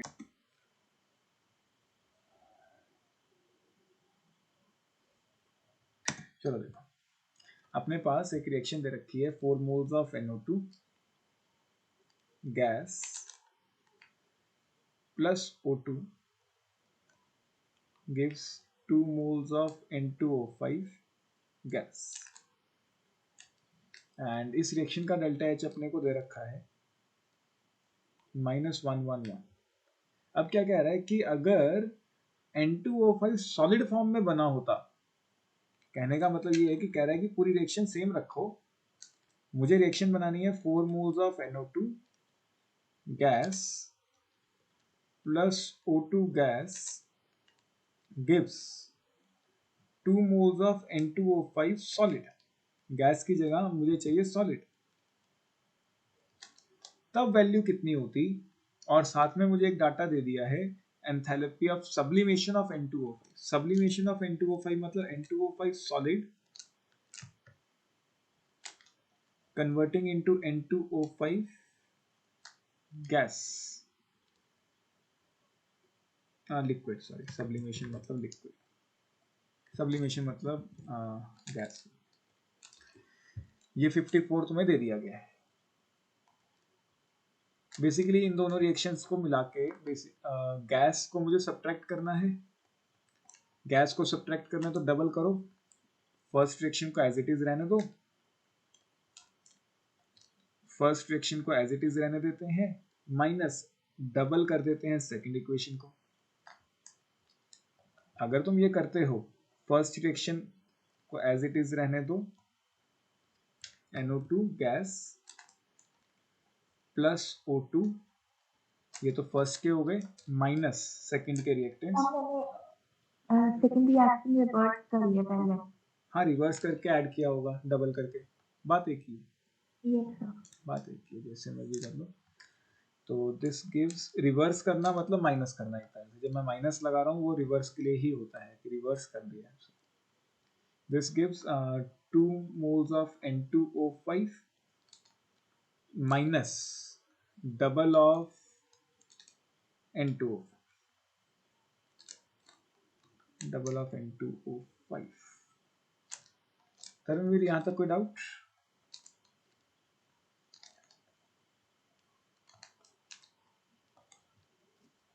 N2O5 N2O5 गैस गया एंड जो रिएक्शन चाहिए थी वो मिल जाएगी। क्लियर तरणवीर? ये नहीं यस तरणवीर, यस सर। क्या हो गया? नहीं समझ आ रहा? नहीं आ रहा तो बताओ बच्चे, कोई दिक्कत नहीं है। देखो आ रहा है सर। -2 इस ये क्वेश्चन मैंने तुम्हें इसलिए दिया क्योंकि मुझे किसी ने आंसर दिया था मेरे ख्याल से ए ही। जब बच्चों ने इसका आंसर ए देखा यहाँ पे तो आंसर ए दिया सबने, एंड तब जब सॉल्व किया तो आंसर डी आया। तब वो था, तभी मैं तुम्हें ये आंसर दिया कि ये क्वेश्चन ट्राई करो, और आंसर फिर जब ऑनलाइन चेक किया तो डी ही था, बुक में गलत था, डी ही आंसर आएगा। हेडिंग डालो एंट्रोपी। अब हम कह सकते हैं कि हमारा 2 लेक्चर में चैप्टर निपट जाएगा। एंट्रोपी क्या है? बेसिकली इसको हम कैपिटल एस से रिप्रेजेंट करते हैं, ठीक है, and it is the measure of randomness. It is the measure of randomness.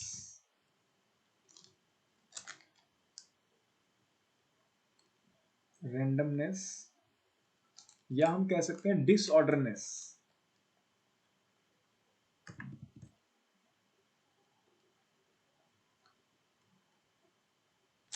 Of system.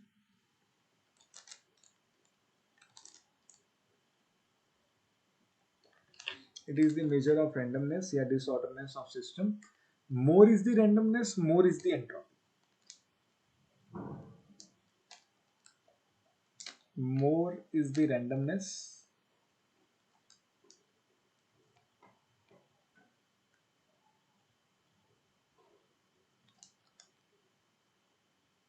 more is entropy. कहने का मतलब ये है कि मान लो मेरे पास एक सॉलिड है, एक लिक्विड है और एक गैस है। सॉलिड में रैंडमनेस नहीं होती, मॉलिक्यूल्स हमें पता है कि टाइटली पैक्ड होते हैं, अपनी जगह पे पड़े होते हैं, तो इसकी रैंडमनेस बहुत कम होती है। लिक्विड में थोड़ी सी रैंडमनेस बढ़ जाती है, एंड गैस की बात करें तो they are highly randomly aligned. तो अगर हम कभी भी सॉलिड से लिक्विड पे जाएं या लिक्विड से गैस पे जाएं तो entropy will keep on increasing. इस प्रोसेस में एंट्रोपी क्या होती है? बढ़ती है। क्लियर या नहीं?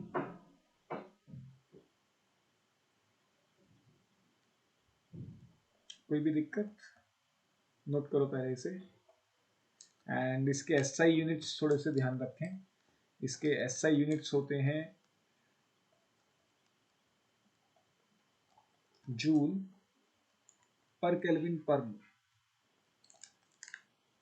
पहले इसे नोट करो, फिर आगे कराता हूँ। इसके कुछ पॉइंट्स हैं वो लिखने हैं हमें, नोट करो इसे।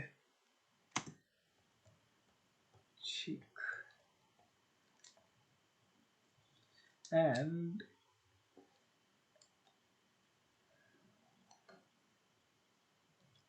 for any phase transition process, for any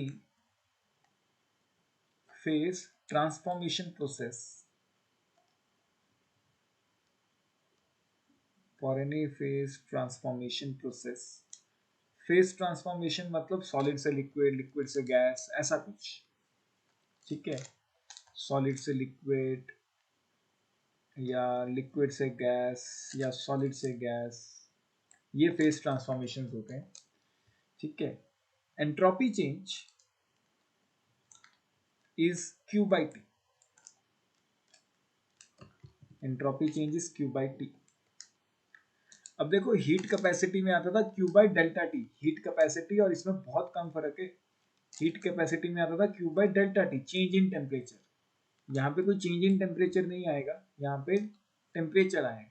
तो थोड़ा ध्यान रखें, कि हीट कैपेसिटी में भी फॉर्मूला एकदम सेम है, heat by change in temperature, heat capacity हम लगाते ही टेम्परेचर चेंज करने के लिए, and entropy at a given temperature रहता है Q by T। अब एंट्रोपी दोनों की होती है, एंट्रोपी सिस्टम की भी हो सकती है, एंट्रोपी सराउंडिंग की भी हो सकती है, ठीक है, एंट्रोपी सिस्टम की भी हो सकती है एंड एंट्रोपी सराउंडिंग की भी हो सकती है।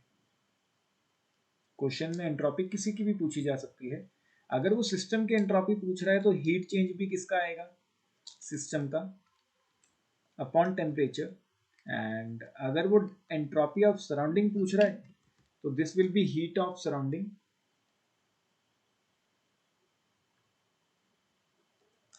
Upon temperature. नोट करो इसे।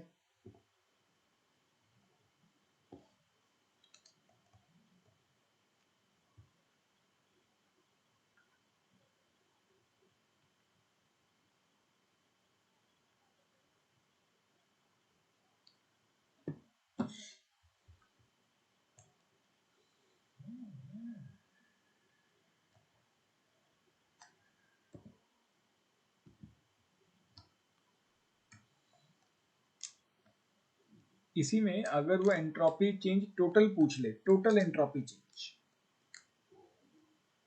टोटल एंट्रोपी चेंज क्या होता है, delta S system plus delta S surrounding. Total entropy change क्या होता है, सिस्टम प्लस सराउंडिंग। एंड अगर कभी भी तुम्हारा delta S total greater than 0 आए तब हम कहते हैं process is spontaneous, process is spontaneous या फिजिबल।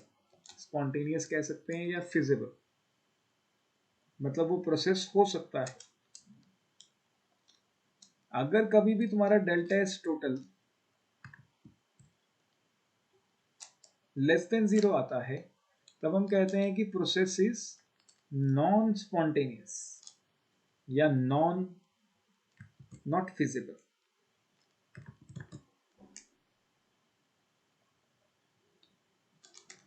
वो प्रोसेस नहीं हो पाएगा। एंड अगर कभी भी तुम्हारा एंट्रोपी चेंज इक्वल टू 0 आए, टोटल एंट्रोपी चेंज की बात कर रहा हूं, ध्यान रखें, सिस्टम की नहीं, सराउंडिंग की नहीं, टोटल, तब हम कहते हैं process is in equilibrium. Process is at equilibrium. Note करेंगे ये सब पॉइंट्स। स्पॉन्टेनियस, फिजिबल, ये सब क्या है अभी डिस्कस करते हैं, फिलहाल ये पॉइंट्स नोट करें।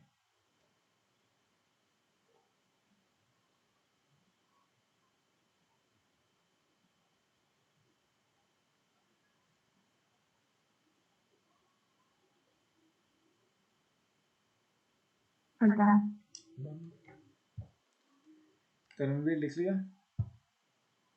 Yes sir. Spontaneous process, spontaneous process क्या है, बेसिकली एक ऐसा प्रोसेस जो या तो अपने आप हो या एक बार हम इनिशिएट कर दें, उसके बाद हम इनिशिएट एक ही बार कर रहे हैं, ऐसा नहीं कि कॉन्स्टेंटली पावर सप्लाई करते जा रहे हैं, हमने बस एक बार इनिशिएट किया फिर वो चलता जाए अपने आप। ऐसे प्रोसेस को हम क्या बोलते हैं, स्पॉन्टेनियस।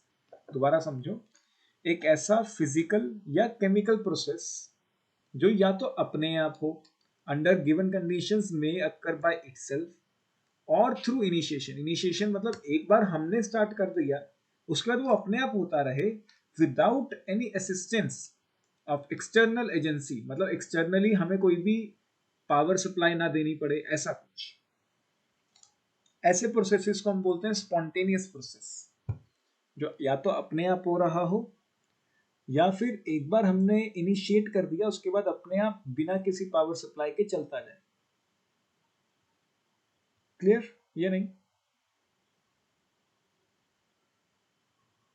ये डेफिनेशन इंपॉर्टेंट है सीबीएसई पॉइंट ऑफ व्यू से, साक्षी नोट करना।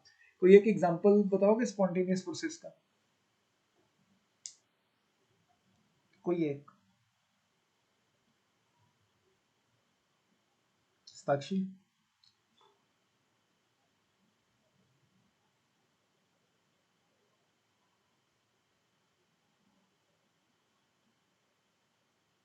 कोई एक एग्जांपल स्पॉन्टेनियस प्रोसेस का?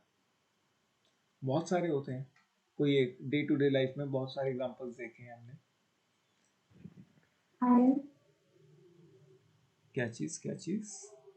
Fire fire fire fire. हाँ, ये कह सकते हैं कि एक बार मिट्टी का तेल कहीं पे पड़ा है, तुमने एक बार लाइटर ऑन कर दिया, आग लगा दी, उसके बाद तुम्हें कुछ नहीं करने की जरूरत, वो अपने आप जल जाएगा सारा का सारा। वो इनिशिएशन वाला हो गया कि एक जगह मिट्टी का तेल गिरा हुआ है, तुमने एक बार लाइटर ऑन किया और आग लग गई, फिर वो मिट्टी का तेल मतलब पूरा अपने आप जलता रहेगा, तुम्हें उसको कुछ पावर आग मतलब तुम्हें लाइटर ऑन करके रखने की जरूरत नहीं है, वो अपने आप जलता रहेगा। वो एक हो गया बाय इनिशिएशन। और कोई जो इनिशिएशन की भी जरूरत ना पड़े? Sir waterfall. वाटरफॉल, पानी अपने आप ऊपर से नीचे तो आ जाता है, नीचे से ऊपर तो नहीं जा सकता। तो जब वो पानी ऊपर से नीचे आ रहा है, flowing of water down the hill, या फिर चाय का, गर्म चाय का अपने आप पड़े पड़े ठंडा हो जाना, ये सब स्पॉन्टेनियस है। हाँ, flow of heat from high temperature to low temperature basically कह सकते हैं। चाय ठंडी हो रही है तो मतलब हाई टेम्परेचर से लो टेम्परेचर पे हीट फ्लो हो रही है। या विंड्स चलती हैं from a region of high pressure to the region of low pressure. Basically जितने भी नेचर में प्रोसेसेस हैं, they are spontaneous. Naturally occurring processes are all spontaneous. यहाँ पे नीचे चाहे लाइन लिख भी सकते हो, all naturally occurring processes are spontaneous. all naturally occurring processes are spontaneous.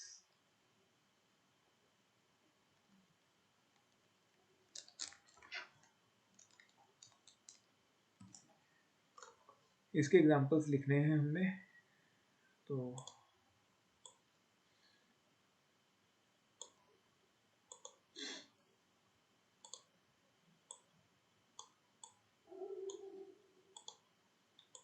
Processes which occur by itself, ऐसे प्रोसेसेस जो अपने आप होते हैं without any initiation. Flow of heat from a body at a higher temperature to a body at a lower temperature, heat flow. Water flowing down the hill, नमक का पानी में अपने आप मिल जाना, घुल मिल जाना, ठीक। या evaporation of water in a evacuated vessel, इस पे थोड़ा सा कंट्रोवर्शियल है अभी भी चीज़ें, लेकिन होता ही है। मतलब अगर इवैक्यूएटेड वेसल लो तो पानी अपने आप इवेपोरेट हो जाता है, तो ये थोड़ा ध्यान रखें चीज़ों का। चारों सर पॉइंट्स। इवैक्यूएटेड मतलब? इवैक्यूएटेड मतलब उसमें से एयर बाहर निकाल दी जाए। ऐसे कैसे हो जाता है?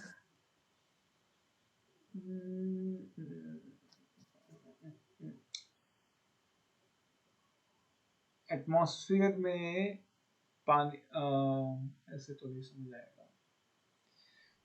बेसिकली अगर तुम अर्थ के एटमॉस्फेयर से बाहर निकल जाओ तो वहां पे पानी नहीं मिलेगा तुम्हें, जब तक तुम किसी और प्लैनेट की ग्रेविटेशनल पुल के अंडर ना आ जाओ, बेसिकली वैक्यूम ना आ जाए, जहाँ पे यहाँ पे फिर से कोई एटमॉस्फेयर ना आ जाए। क्यों नहीं मिलता, उसका एक ही रीजन है।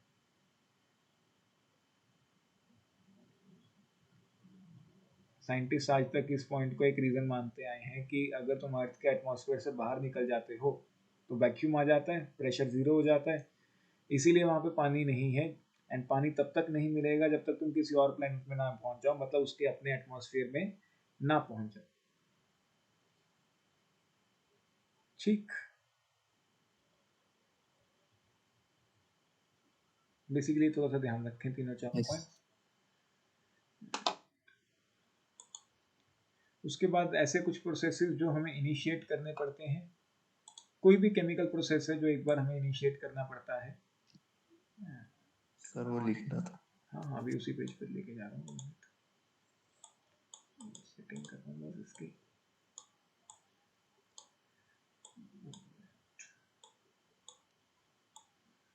Sir dissolution of sodium chloride भी तो हमें इनिशिएट करना पड़ता है या अपने आप हो जाता है?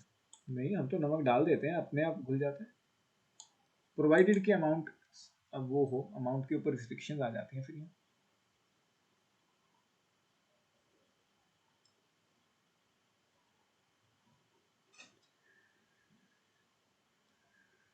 वही सैचुरेटेड अनसैचुरेटेड सॉल्यूशन, वो सब चीजें फिर आ जाएंगी बीच में।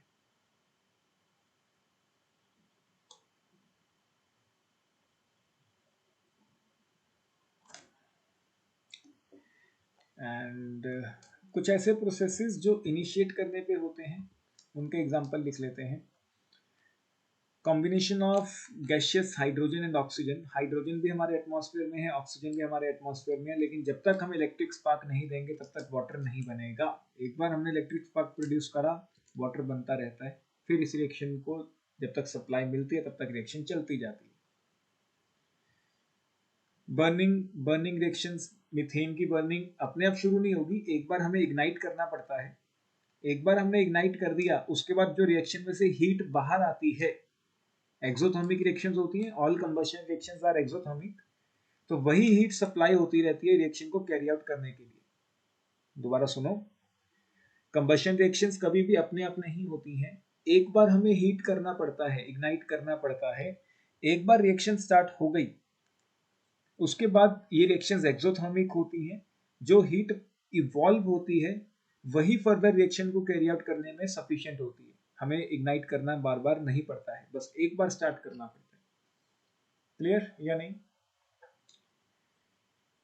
Same is the case here, एक बार हमें बॉन्ड तोड़ना शुरू करना है, डिकम्पोजिशन शुरू करना है, process is exothermic and heat liberated जो है वो बार बार यूज होती रहेगी। कैरोसिन वाला तो एग्जांपल दिया ही था कि कोई ऑयल है एंड उसको एक बार तुम इग्नाइट कर दो तो स्टोव जलता रहेगा, एज सच हमें बार बार इग्नाइट करने की जरूरत नहीं पड़ेगी। करो नोट, सिंपल, ठीक है ना। स्पॉन्टेनियस क्या है, ऊपर से नीचे पानी अपने आप आ रहा है, वो स्पॉन्टेनियस है, लेकिन नीचे से ऊपर पानी अपने आप नहीं जा सकता जब तक तुम मोटर ऑन नहीं करोगे। पानी की मोटर जो होती है जो ऊपर पानी चढ़ाती है, तो जब तक वो मोटर ऑन नहीं रहेगी, पंप ऑन नहीं रहेगा, तब तक पानी ऊपर नहीं चढ़ेगा। जब तक मोटर ऑन रहेगी तब तक पानी चढ़ता रहेगा, मतलब तुम्हें कंटिन्यूअसली एनर्जी सप्लाई करनी पड़ रही है वहां पे। तो इनिशिएशन नहीं है वो तो एक तरह से एक्सटर्नल पावर सप्लाई है कि तुमने काम किया, बाहर से काम करते जा रहे हो, तो वो प्रोसेस स्पॉन्टेनियस बनता जा रहा है।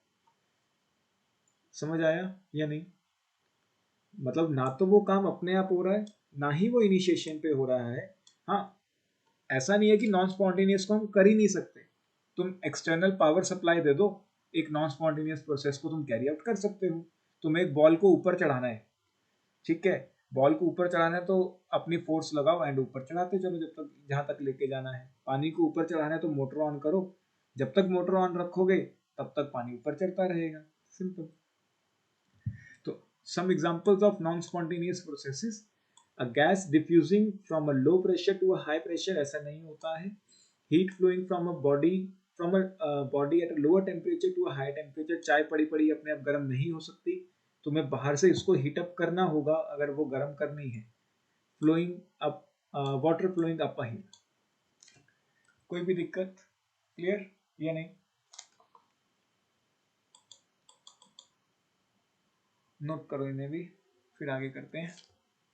ये भी पॉइंट नोट करो कि एंट्रोपी एक स्टेट फंक्शन है। स्टेट फंक्शन मतलब ये इनिशियल और फाइनल स्टेट्स पे ही डिपेंड करता है एंड पाथ फॉलोड पे इसकी वैल्यू डिपेंड नहीं करती। अच्छा साक्षी, अगर ये स्टेट फंक्शन है तो क्या मैं कह सकता हूं कि for a cyclic process entropy change is 0 या नहीं? Yes, sir. ठीक है, तो that is for a cyclic process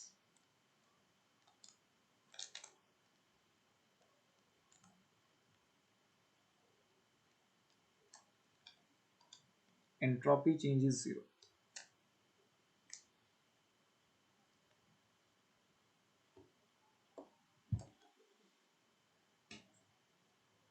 करो इसे नोट भी।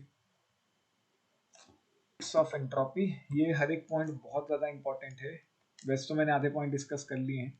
Entropy is a extensive property. Extensive property मतलब ये अमाउंट पे डिपेंड करेगी, वो इसके यूनिट से ही पता चल रहा है। इसके यूनिट्स क्या थे? जूल्स पर केल्विन पर मोल। तो ये मोल के ऊपर डिपेंड कर रही है, मतलब अमाउंट के ऊपर डिपेंड करती है। तो it is an extensive property. Entropy is a state function, ये अभी अभी हमने देख ही लिया है। Entropy change for a cyclic process will be zero. The total entropy change in an isolated system is equal to the entropy change in system and the entropy change in surrounding। ये हमने लिखा था कि total entropy change किसके बराबर होता है? System plus surrounding.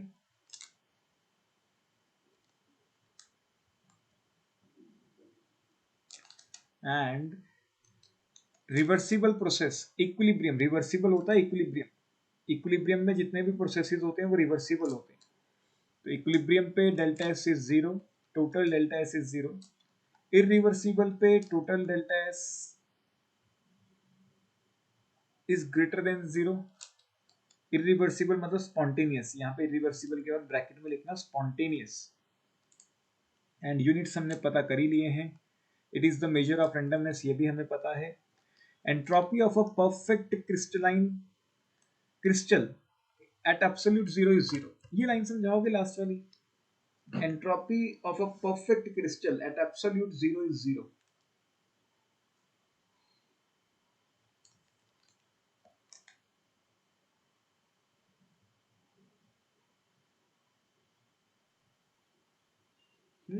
Sir 0 kelvin पे परफेक्ट क्रिस्टल की एंट्रोपी 0। क्यों?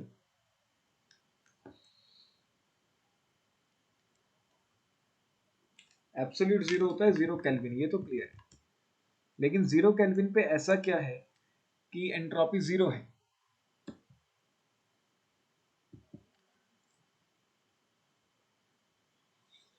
देखो बेसिकली होता क्या है, एंट्रोपी क्या है? Major of randomness. एंट्रोपी क्या है? Major of randomness. जैसे जैसे टेम्परेचर बढ़ेगा वैसे वैसे एनर्जी बढ़ेगी। एनर्जी बढ़ेगी तो मॉलिक्यूल इधर उधर भागना शुरू करेंगे और रेंडमनेस बढ़ेगी। टेम्परेचर बढ़ेगा, एनर्जी बढ़ेगी, एनर्जी बढ़ने से मॉलिक्यूल्स की मूवमेंट बढ़ेगी, मूवमेंट बढ़ने से रेंडमनेस बढ़ेगी। तो with increase in temperature entropy increases. And अगर हम बात करते हैं 0 केल्विन, 0 केल्विन मतलब टेम्परेचर ही नहीं है। टेम्परेचर हमने रखा ही नहीं, मॉलिक्यूल्स का मोशन खत्म कर दिया। हमने ये गैसियस स्टेट में भी पढ़ा था कि 0 kelvin is a hypothetical concept, molecules का मोशन बंद हो जाता है। अगर मॉलिक्यूल्स का मोशन ही बंद हो गया है तो उनकी एंट्रोपी क्या रहेगी? जीरो। उनकी रैंडमनेस क्या रहेगी? जीरो। रैंडमनेस होगी ही नहीं वहां पे, क्योंकि एनर्जी ही नहीं बचेगी। क्लियर या नहीं? लेकिन delta S is equal to Q upon T होता है ना, तो इनवर्सली प्रोपोर्शनल है। वो फेज ट्रांजिशन का है। अच्छा हमने वहां पे फॉर्मूला में लिखा था कि enthalpy change for a phase transition. यहाँ इनवर्सली प्रोपोर्शनल नहीं है, ये थोड़ा ध्यान रखें। Entropy change is not inversely proportional to temperature. ये सिर्फ एक फेज ट्रांसफॉर्मेशन का फॉर्मूला है। टेम्परेचर बढ़ने से एनर्जी बढ़ती है एंड एंट्रोपी बढ़ेगी, रेंडमनेस बढ़ेगी। क्लियर है? चाहे यहाँ पे लिख लो, with increase in temperature entropy increases because energy increases. And यहाँ पे लिख ही देता हूँ मैं, एक पॉइंट ऐड कर दो यहाँ पे, 10th पॉइंट में ऐड कर दो। With increase in temperature, with increase in temperature entropy increases because with increase in temperature kinetic energy increases, movement increases, तो randomness also increases।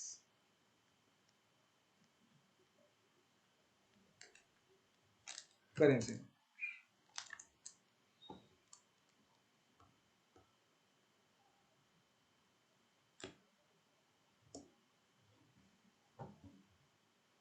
जब नोट कर लोगे पॉइंट्स मुझे बताना, फिर मैं आगे कुछ क्वेश्चंस कराने हैं, फिर ये टॉपिक खत्म। एंड एक लास्ट टॉपिक बचेगा, गिब्स फ्री एनर्जी चेंज, जो हम मंडे को डिस्कस करेंगे।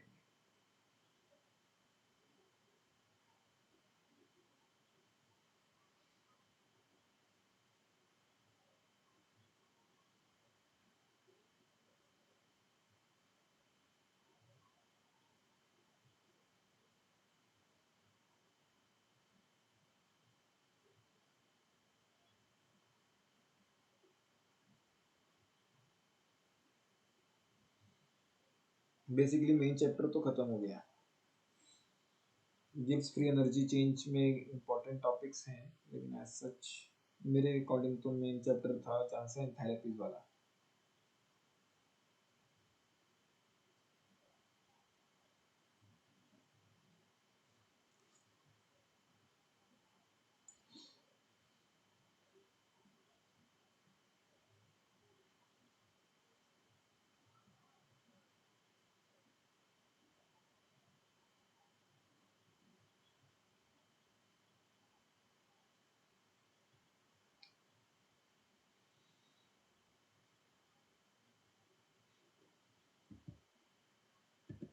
वो लाइन क्या है जो तुम्हें 11th पॉइंट डाल दो या जैसे भी, every naturally occurring process is spontaneous and irreversible. Every naturally occurring process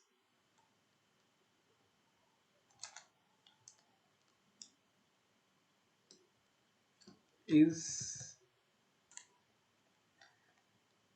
spontaneous and irreversible in nature. And irreversible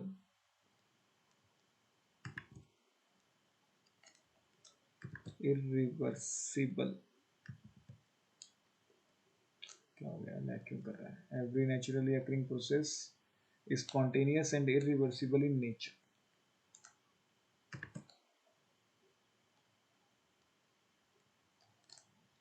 and अभी अभी हमने पढ़ा है कि अगर कोई भी प्रोसेस इरिवर्सिबल है, स्पॉन्टेनियस है, तो उसका डेल्टा एस टोटल क्या होता है?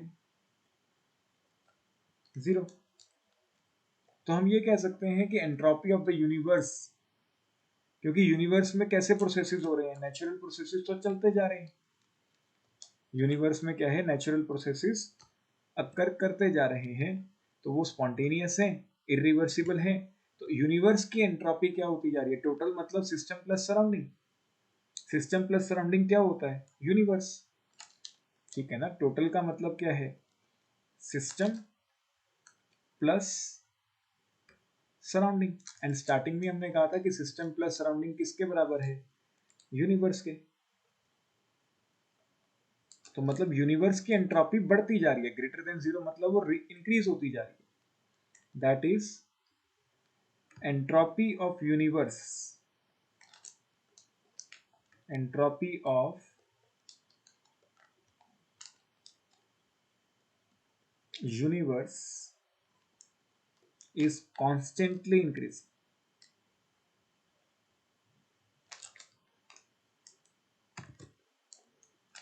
ये जो 11th पॉइंट है, यही है सेकंड लॉ ऑफ थर्मोडायनामिक्स। इसको हम प्यार से सेकंड लॉ ऑफ थर्मोडायनामिक्स भी बोलते हैं। अभी तक हम फर्स्ट लॉ पे काम कर रहे थे, ये सेकंड लॉ है, second law of thermodynamics,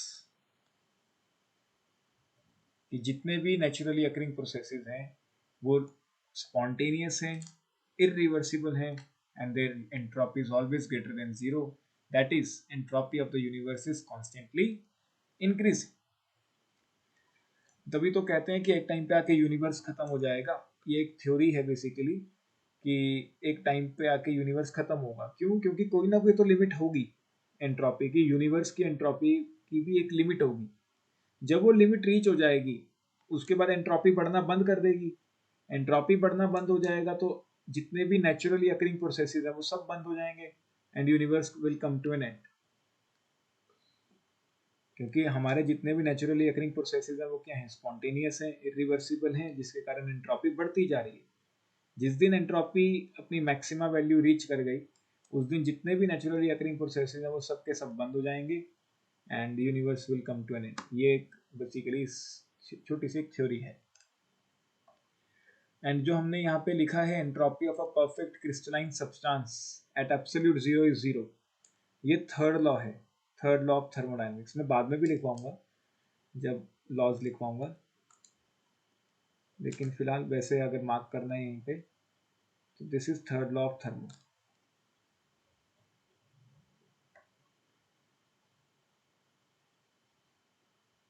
note करो इन सब चीज़ों को। चलो देखो, क्वेश्चन बहुत आसान आसान है। Calculate the entropy of fusion of ice. देखो एंट्रोपी ऑफ फ्यूजन पूछ रहा है, जब एंट्रोपी ऑफ फ्यूजन पूछेगा तो हीट भी किसकी आएगी, फ्यूजन, और टेम्परेचर भी फ्यूजन का। ठीक है, टेम्परेचर ऑफ फ्यूजन। तो हीट ऑफ फ्यूजन तुम्हें दिया हुआ है 6 किलो जूल्स पर मोल। बस ध्यान रखना वैल्यू जूल्स में आएगी, यहाँ पे जो Q है वो जूल्स के अंदर आएगा, बस इस चीज का ध्यान रखें। Q must be in joules, temperature must be in kelvins. Temperature, अच्छा मुझे वाटर का आइस का मेल्टिंग पॉइंट बताओगे? सर जूल मोल इनवर्स आएगी ना? जूल पर केल्विन पर मोल।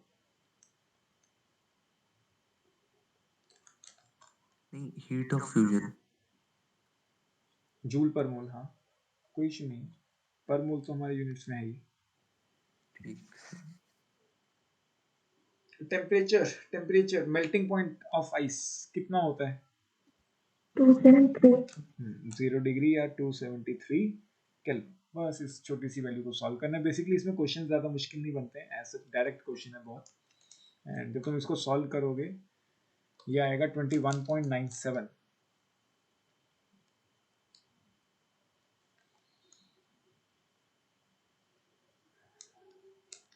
करें सर सर। आइस का मेल्टिंग पॉइंट 273 होता है। हाँ, वाटर का freezing point, waters freezing point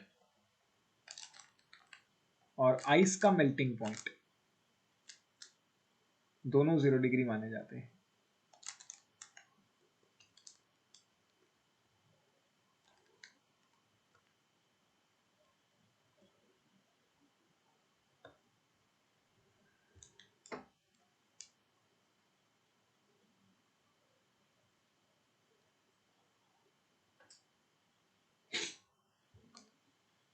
करो नोट, फिर एक दो क्वेश्चन और करते हैं सिंपल से, फिर एक मुश्किल सा क्वेश्चन करते हैं एंड देन इट्स ओवर आज के लिए तो।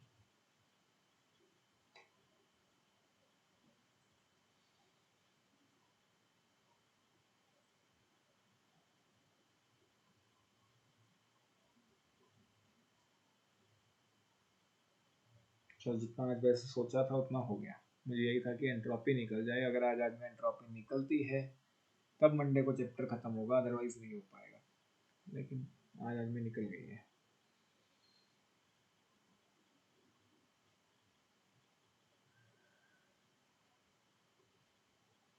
मंडे वाली क्लास हो सकता है कि 11:15 बजे तक चली जाए, क्योंकि मैं टॉपिक खत्म कर दूंगा फिर मंडे को, उसको हम पेंडिंग में नहीं रखेंगे। हो सकता है जल्दी हो जाए, डिपेंड वही न्यूमेरिकल्स के ऊपर।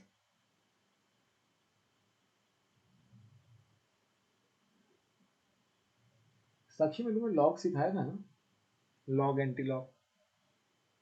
Yes sir. ठीक, क्योंकि मंडे को हम लोग यूज करेंगे तो थोड़ा सा पढ़ लेना।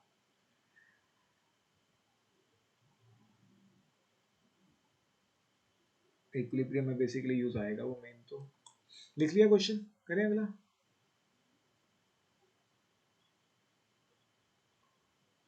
Yes sir. Taranveer, yes sir. Enthalpy change of the transition of liquid this calculate the entropy, ये तो हो जाएगा। कैलकुलेट ये वाला देख लेते हैं सर। क्वेश्चन थोड़ा सा लंबा लग रहा है, बाकी पता नहीं।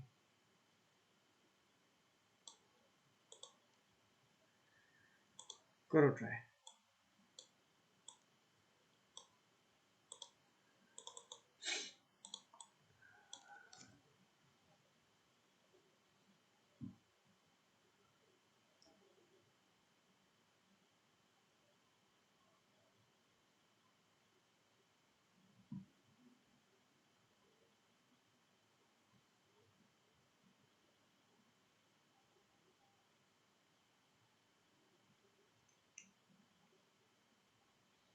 आसान है, ये तो कुछ भी नहीं, क्वेश्चन वैसे ही लंबा सा खींचा हुआ है। वैल्यूज पुट करो, आंसर डायरेक्ट आएगा।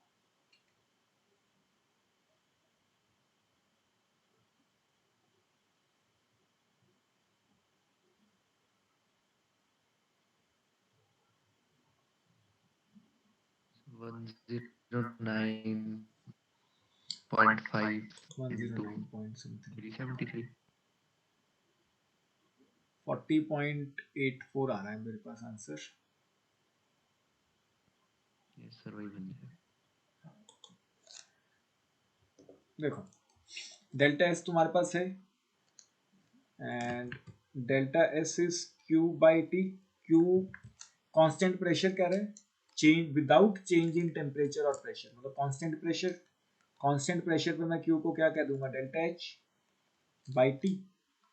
तो डेल्टा एस कितना है 109.5 जूल्स पर केल्विन पर मोल। डेल्टा एच की वैल्यू हमसे पूछ रहा है, टेम्परेचर 373, सॉल्वेट यहां से तुम्हारे पास डेल्टा एच आ जाएगा एंड मेरे पास वो आ रहा है 40845 40845.5 जूल्स पर मोल, या हम कह सकते हैं 40.845 किलो जूल्स पर मोल। ठीक, सिंपल सा क्वेश्चन। अगला क्वेश्चन करें। Yes sir. नोट करो साक्षी। सर मेरा 40843.5 आ रहा है। 40843.5। कोई बात नहीं, 40843.5 कोई बात नहीं, इतना तो चलेगा। 40 पॉइंट चल जाएगा, इतना तो 2-3 मिनट्स का तो कोई इशू नहीं है। 40843.5 आएगा।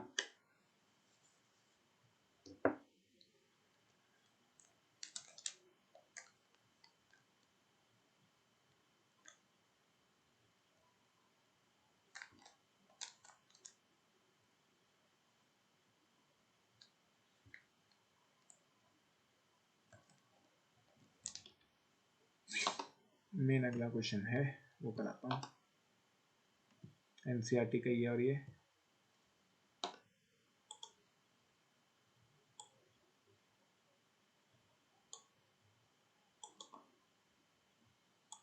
इसको ट्राई करो।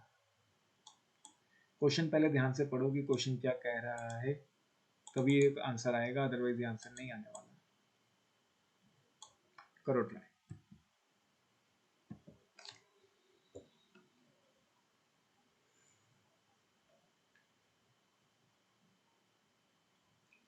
क्वेश्चन कह रहा है कि तुम्हारे पास एक रिएक्शन है, उस रिएक्शन का एंथैल्पी एंट्रोपी चेंज तुम्हें प्रोवाइड कर दिया गया है। In spite of negative entropy change ये रिएक्शन होती है, क्यों?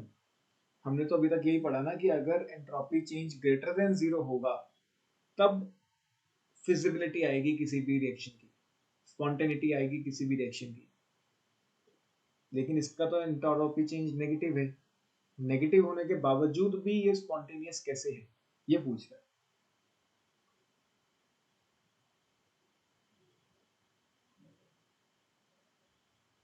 दोनों में से कोई भी आंसर बताएगा?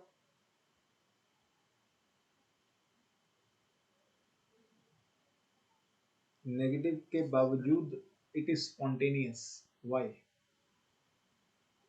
आयरन है, अगर वो मतलब उसको एटमॉस्फेयर में रख देंगे तो ऑक्सीजन तो है, तो वो अपने आप ही रिएक्ट कर देगा। नहीं, अगर वो स्पॉन्टेनियस है तो फिर एंट्रोपी चेंज पॉजिटिव क्यों नहीं आया? साक्षी,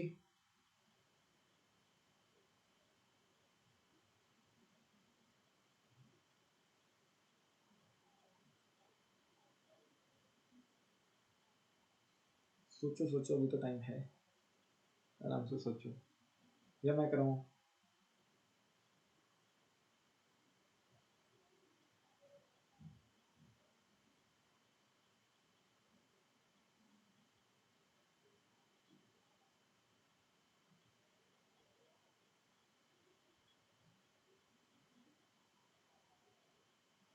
मैं करवाऊं?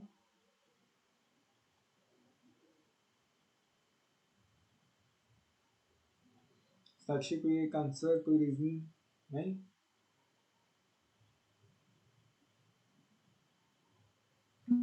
No sir. परमवीर और कोई रीजन? नहीं रहा कुछ। चलो देखो, बेसिकली हमने पढ़ा था कि किसी भी प्रोसेस को स्पॉन्टेनियस बनाने के लिए उसका टोटल एंट्रोपी चेंज कैसा होना चाहिए? ग्रेटर देन 0, तभी वो प्रोसेस स्पॉन्टेनियस होगा, अदरवाइज नहीं होगा। अब क्वेश्चन पढ़ो। For the oxidation of iron, reaction they the, entropy change is this. तो ये क्या ये एंट्रोपी चेंज टोटल में है? नहीं, ये तो रिएक्शन का एंट्रोपी चेंज है। रिएक्शन का एंट्रोपी चेंज मतलब ये तो सिस्टम का एंट्रोपी चेंज है। -549.4। क्लियर या नहीं? ये एंट्रोपी चेंज तो रिएक्शन का था। रिएक्शन कहाँ पे होती है? सिस्टम में। सिस्टम में होती है तो मतलब ये जो एंट्रोपी चेंज है ये किसका है? सिस्टम का। तो हमें तो टोटल निकालना है। जब तक हम टोटल ग्रेटर देन 0 प्रूव नहीं कर देते तब तक हम ये नहीं कह सकते कि ये स्पॉन्टेनियस है। तो मतलब सिस्टम का एंट्रोपी चेंज अपने पास है। अगर किसी तरीके से सराउंडिंग का एंट्रोपी चेंज आ जाए तो अपना काम चल जाएगा। आगे बढ़ते हैं, क्वेश्चन क्या कह रहा है। In spite of the negative, अच्छा डेल्टा एच रिएक्शन दे रखा है। Delta H reaction, H not reaction,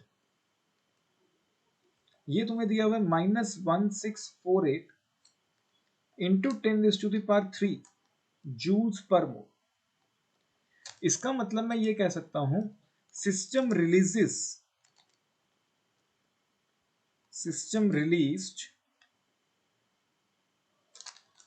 1648 into 10⁻³ joules of heat. अच्छा, अगर सिस्टम ने रिलीज की तो ये हीट गई कहां? सराउंडिंग में। तो मतलब surrounding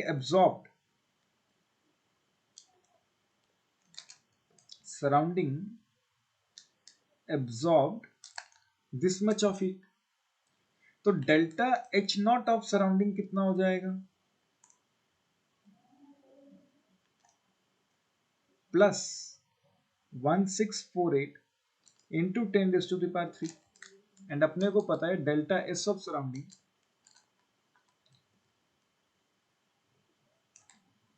this is delta H of surrounding upon temperature. Delta S surrounding का कितना है? 1648 इंटू 10⁻³। टेम्परेचर कितना है? 298। इसको सॉल्व करते हैं। 1648 डिवाइडेड बाय 298, 5.53 इंटू 10⁻³। तो मतलब ये बनेगा तुम्हारा 553 10⁻³ था ना, इंटू 10⁻³ 5530.20 जूल्स पर केल्विन पर जूल्स पर।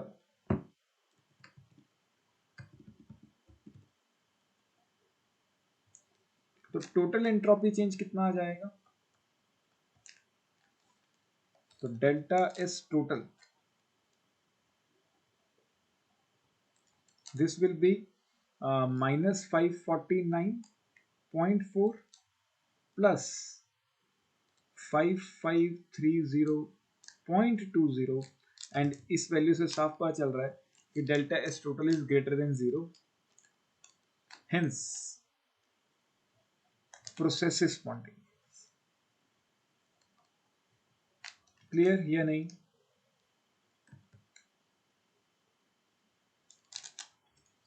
प्रोसेस स्पॉन्टेनियस है या नहीं हम सिर्फ टोटल एंट्रोपी चेंज से बता सकते हैं। क्वेश्चन को अगर ध्यान से पढ़ें तो ये पता चलता है कि for the oxidation of iron entropy change is this. मतलब ये तो ऑक्सीडेशन ऑफ आयरन का एंट्रोपी चेंज है, रिएक्शन का एंट्रोपी चेंज है। रिएक्शन सिस्टम में होती है तो ये सिस्टम का एंट्रोपी चेंज है।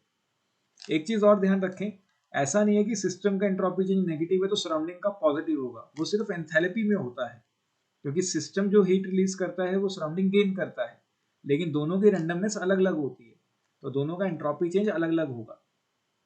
ठीक, तो डेल्टा एच नॉट रिएक्शन तुम्हें दिया हुआ था, तो इसका मतलब इतनी हीट सिस्टम ने रिलीज की तो सराउंडिंग ने उसको एब्जॉर्ब किया, तो सराउंडिंग का डेल्टा एच नॉट आ गया।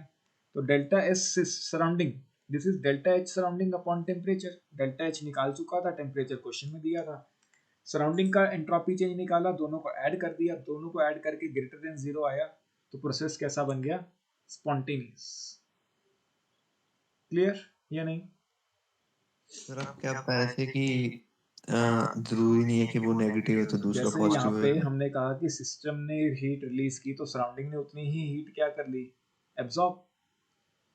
यहाँ पे तुम ये चीजें नहीं कह सकते हो कि entropy of the system is -549.4, तो एंट्रोपी ऑफ सराउंडिंग प्लस 549.4 हो जाएगा, ऐसा नहीं होता। मतलब सिस्टम और सराउंडिंग का entropy change equal and opposite नहीं होता है। दे मे, इट मे और मे नॉट बी। जब तक क्वेश्चन में नहीं दिया है तब तक हम वैसा एज्यूम नहीं कर सकते। नहीं समझे?